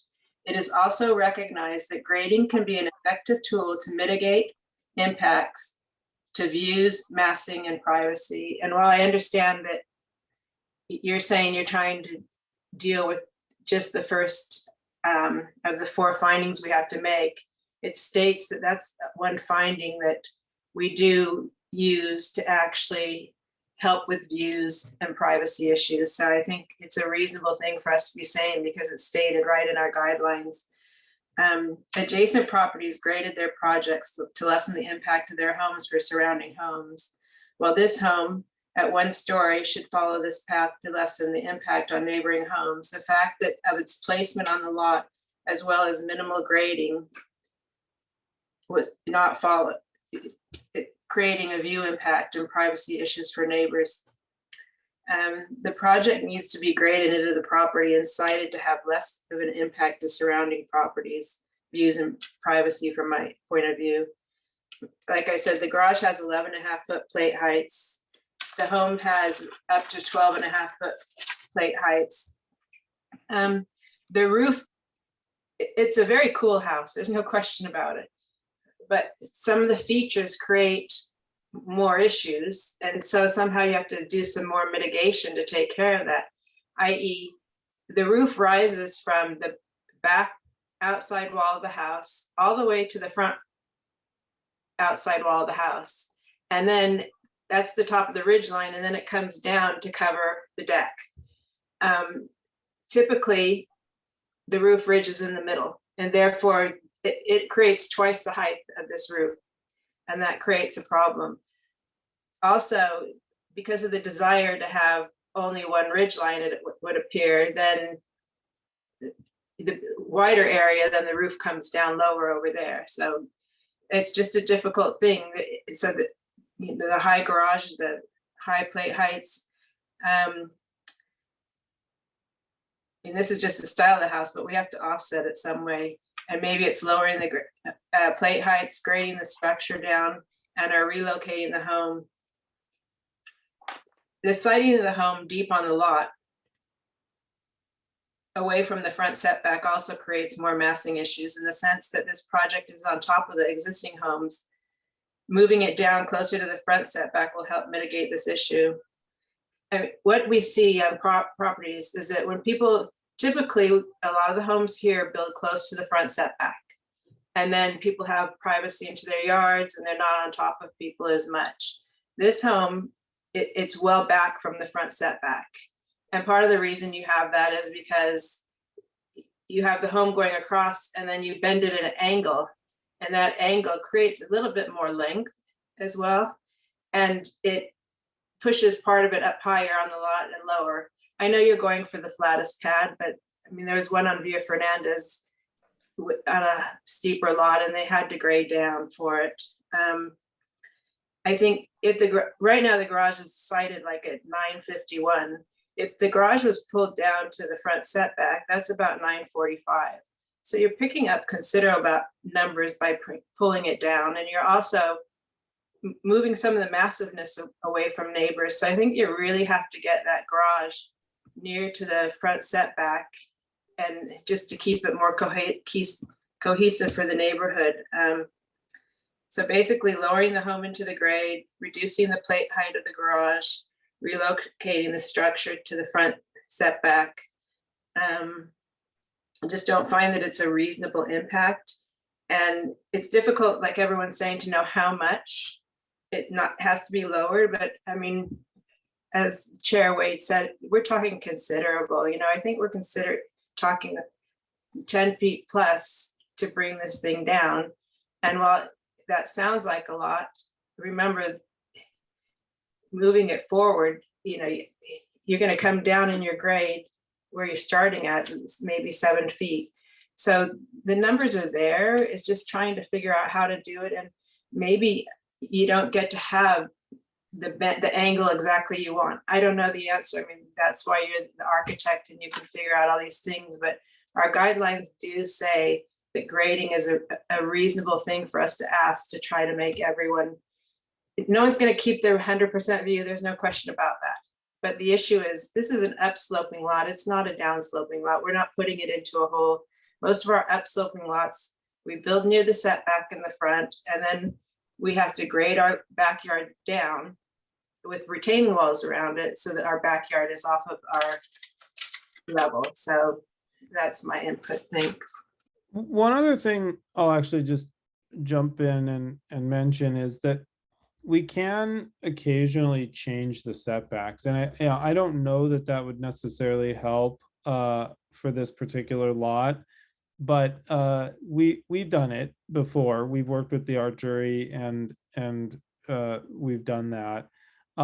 It's relatively rare, but it is conceivably possible that this project might be a candidate for at least looking at that. And I don't think it's a particularly arduous process. I mean, if the planning commission recommends it and the art jury is in favor of it, I mean, again, I've seen it done several times. So that could be something here that could help maintain kind of the geometric integrity of the home while allowing it to be repositioned in a way that perhaps has less impact. The other thing that I was going to say is, I'm not sure that I actually agree that we need 10 plus feet on this. I think 10 plus feet would get us to, much lower 10 plus feet would mitigate a great deal of the impact that we're currently seeing. But like there's a lot of parallels here with 860 Rincon that we saw earlier tonight. This is an empty lot, right? And so I do think it's important to also remind the neighbors here that are facing these impacts to their properties, that when you have a home next to an empty lot, when something is built on that lot, there is going to be larger impacts, right? I mean, you're not dealing with a remodel in front of you, you're dealing with a new home in front of you. And I think that is something for the commission to keep in mind. It's something for the neighbors who are concerned to keep in mind. So that kind of cuts in the opposite direction.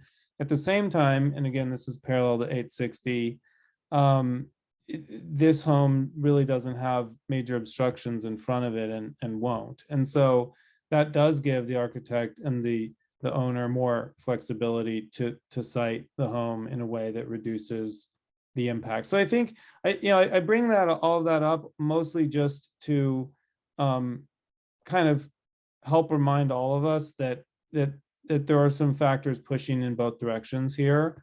And the goal is not to achieve zero impact and full mitigation, but the goal is to achieve reasonable mitigations. And again, there's some creative stuff that's sometimes possible in the city where we move the setbacks and we do other things. So hopefully there's a solution here that will ultimately work for everyone. We very rarely reject applications here. It sometimes takes a few bites to get where we all want to be, but it's rare to see things that are not actually built once they come before us. So yeah, I appreciate your comments, Derek, and I want to echo your comment about a house on a vacant lot, because there are so few vacant lots now in Palos Verdes Estates. Many of them have fairly steep topography. Many of them residents have had unobstructed views for decades, and along comes a project on a vacant lot, and it necessarily creates some dissatisfaction with some of the neighbors. So it's foreseeable that there will be impacts. And again, we're not here to say that there cannot be any view impacts. We're trying to find a solution which protects views, again, to the extent reasonably practicable. And it is a balancing of the various factors that we're looking at. So some disruption or grading to the topography is not out of the question in Palos Verdes Estates. In fact, it's quite common. And while we don't want, houses and holes and things like that they're just terribly disruptive for neighborhoods and completely out of neighborhood compatibility, reasonable accommodations are in the way of grading, I think, are appropriate. So I think enough said. I think probably sadly for the applicant, we're not in a position to approve the project tonight. I think it is fair to offer the applicant a continuance to our special meeting in September. During the interim, they can take what we have said and try to digest it, distill it, and come back with modifications if they are so inclined. And I guess at this point, I will ask the applicant, not for further discussion, because I think we're not going to debate this to a solution tonight, but I will ask you if the applicant is willing to accept the continuance to our special meeting in September. I need to confer privately with our attorney. Okay. Can that be? Okay.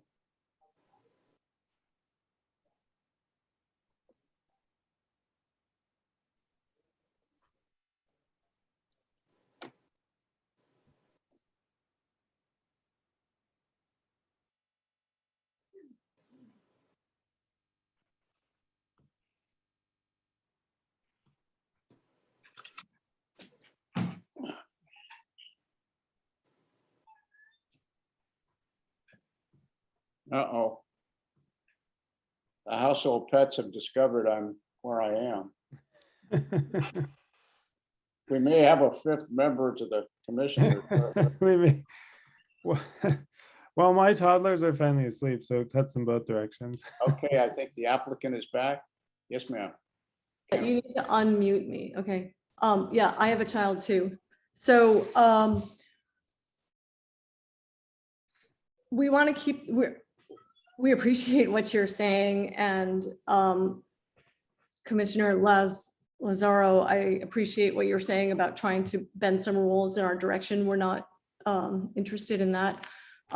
Here's our proposal that we leave the house where it is as it's designed, and we can sink it down a foot, and we're going to get larger and larger retaining walls, and risk more earth movement, not even risk, but the potential impact has to do with drainage and landslide issues when that occurs. And his stepmother. And a stepmother who doesn't get to use her property as she chooses in her age, at her age. So we will take approval as designed and reduce with some grading the level of the house. Okay.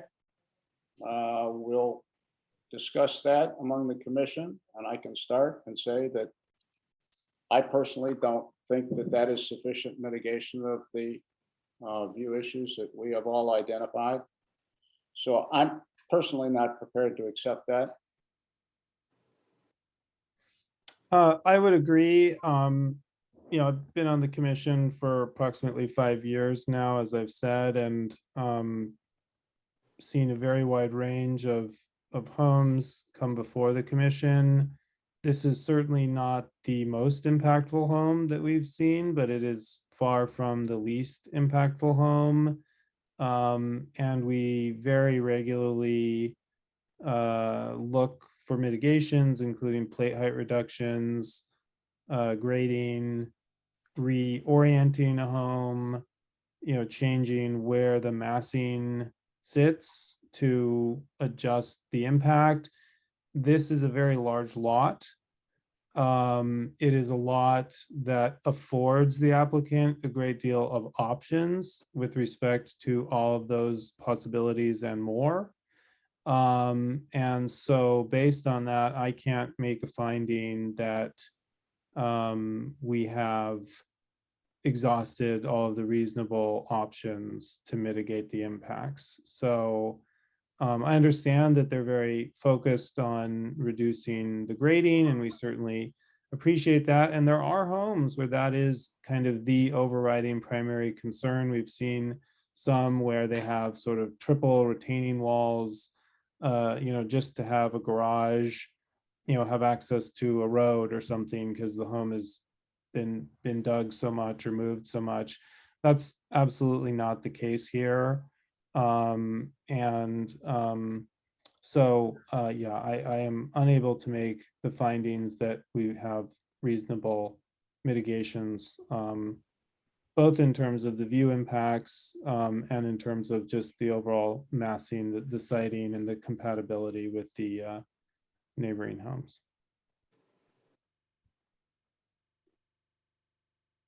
I concur with you. I think I can't make the findings either for the same reasons. I agree. I agree. I think we're not into a protracted negotiation here. We're prepared to offer you a continuance. I don't gather from what the applicant has said that they're willing to really offer the kind of mitigations that we've been trying to seek from you. So if we're just going to try to negotiate a foot here and 6 inches there, I don't think this is a productive discussion. And I think we would, again, offer you a continuance until the next meeting to take our comments under advisement and come back with a revised project or the same project. Or if not, we can vote on this project. And to be clear, if yeah, we deny the application, they can appeal it to the city council. That's an option that they have. That's correct, but It costs additional fees. it's not a course of action that we embrace. I mean, The I'm attorneys. not saying it's your decision to make, but I think these neighborhood compatibility is a process. Sometimes, as I said at the outset, it can be a little excruciating. And I think if parties come to the table on a kind of, I don't want to categorize it too harshly, on a take it or leave it basis, then we're not going to resolve this. Not at the planning commission. Yeah, I'll also add this. I've rarely seen a home that has any sort of appreciable impact pass on the first meeting. And the only times that I've really ever seen that are when there's sort of an immediate consensus that, you know, X or Y is the problem. We can fix it by, you know, cutting off this wing or dropping the house 4 feet. And you know, everyone gets on board and we do that modification in real time. Short of that, when a home has, you know, measurable impacts, really haven't seen it passed on the first try. It's usually continued and takes at least 1 or 2. Again, I would offer the applicant the opportunity to continue the matter to September 28th. So I would ask for a response. Are you unmuted?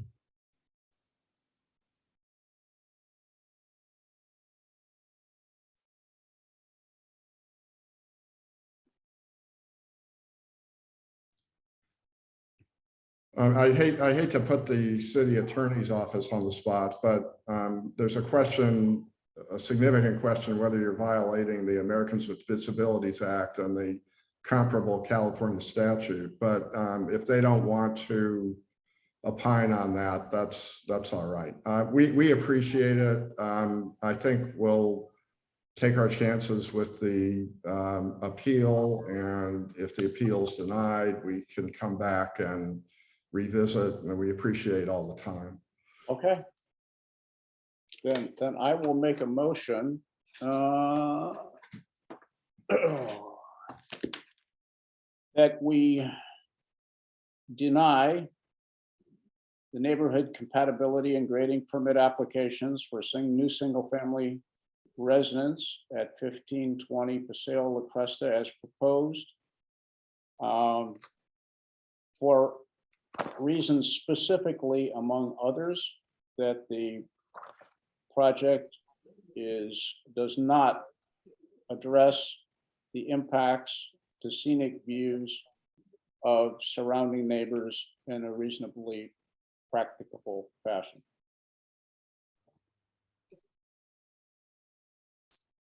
Does that cover our? I want to add privacy issues as well. And matters of privacy, I think, I'm not sure. I have some concerns, but again, I think the privacy issues might be able to be addressed if they were willing to make some of the corrections we've talked about with regard. I think we have to make the findings based on what we have in front of us. So if what we have in front of us is what we have and there are privacy impacts, and I'll admit, that wasn't my major focus, but I think if some of us think there are privacy impacts, we should include that in the findings. Mr. Chair, if I can interject, there are 4 findings as all the commissioners are aware. If I understand you correctly, I'm looking at section 18.36.045 of the code. It seems as though you're referring to subsection D, which refers to interfering with neighbors' existing views. There's also C, which is regarding privacy. So just so the applicant's clear as to what the project is being denied for, if you want to include both C and D, staff can prepare a resolution and bring that back to the commission at the next meeting. Just tell us which findings the commission cannot meet or are not met by this project. in my view, I think the basis that we have the most evidence of is it would be subsection D. That the proposed development is designed will be developed in a manner to the extent reasonably practical that will not unreasonably interfere with neighbors' existing views.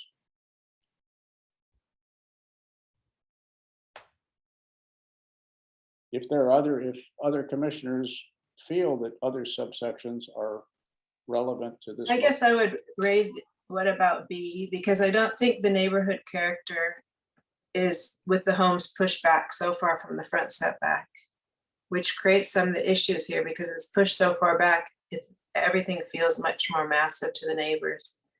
So I think I'm looking at the site map or the vicinity map, and this sits much deeper. Most of the ones are pretty close to whichever street they're on their front setback, and that creates bigger spacing. So you consider if you think that's appropriate or not. I think that can be listed. In fact, I think we can make our motion and cite those subsections B and D. If any commissioners see another basis upon which to, I think clearly they're respecting the topography. That's been paramount. Right. I mean, there may be, sometimes when I've been out there a few times and it appears that there could be privacy issues, but it's just difficult. It's difficult to determine those. The allegations have been made, but I don't think. Right. I would agree. I think it's primarily Not A. or excuse me, it's getting a little late. It's primarily C. No. B and D. B and D. I'm sorry. Yeah. Wow. All right. No, I would agree with that though. Okay, then I will restate the motion to deny neighborhood compatibility and grading permit relative to 1520 Paseo La Cresta on the following grounds of PV Municipal Code 1836.045 subsections B and D. And Chair Wade, if I may, the motion should be to direct staff to draft a resolution of denial. That could be brought back to the July 27th. July 27th, to your special meeting of July 27th. Okay, September 28th, right?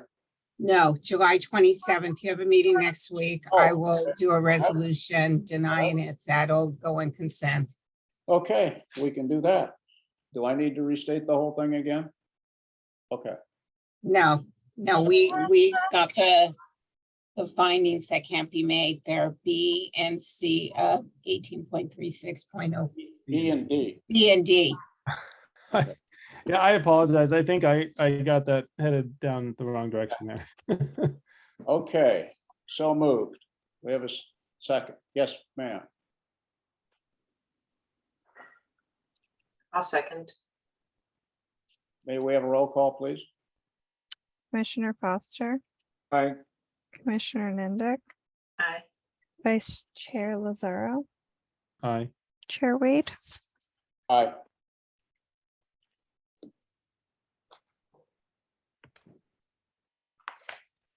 Okay, that concludes our agenda for tonight. I don't know that there's any further discussion necessary. All right. What would you like to say? Unmute. Okay, you're unmuted. We just have a procedural question. If the vote is on preparing a draft to be approved, when does our time start to appeal? Is it now or is it after the approval of the? Let Mr. King respond to that. I think it's when it's adopted. What I would suggest to the applicant's attorney is that he review the municipal code. It's not our obligation to provide legal advice. So he can review the code and we'll go from there. Okay, I'm sorry, and I know you're disappointed in the outcome, and quite frankly, we are too. So we have now concluded our agenda, so the meeting is now adjourned, and we'll see you all on July 27th. Well, not all of you, but all of our commissioners here. Good night. Thank you. Thank you very much. Good night.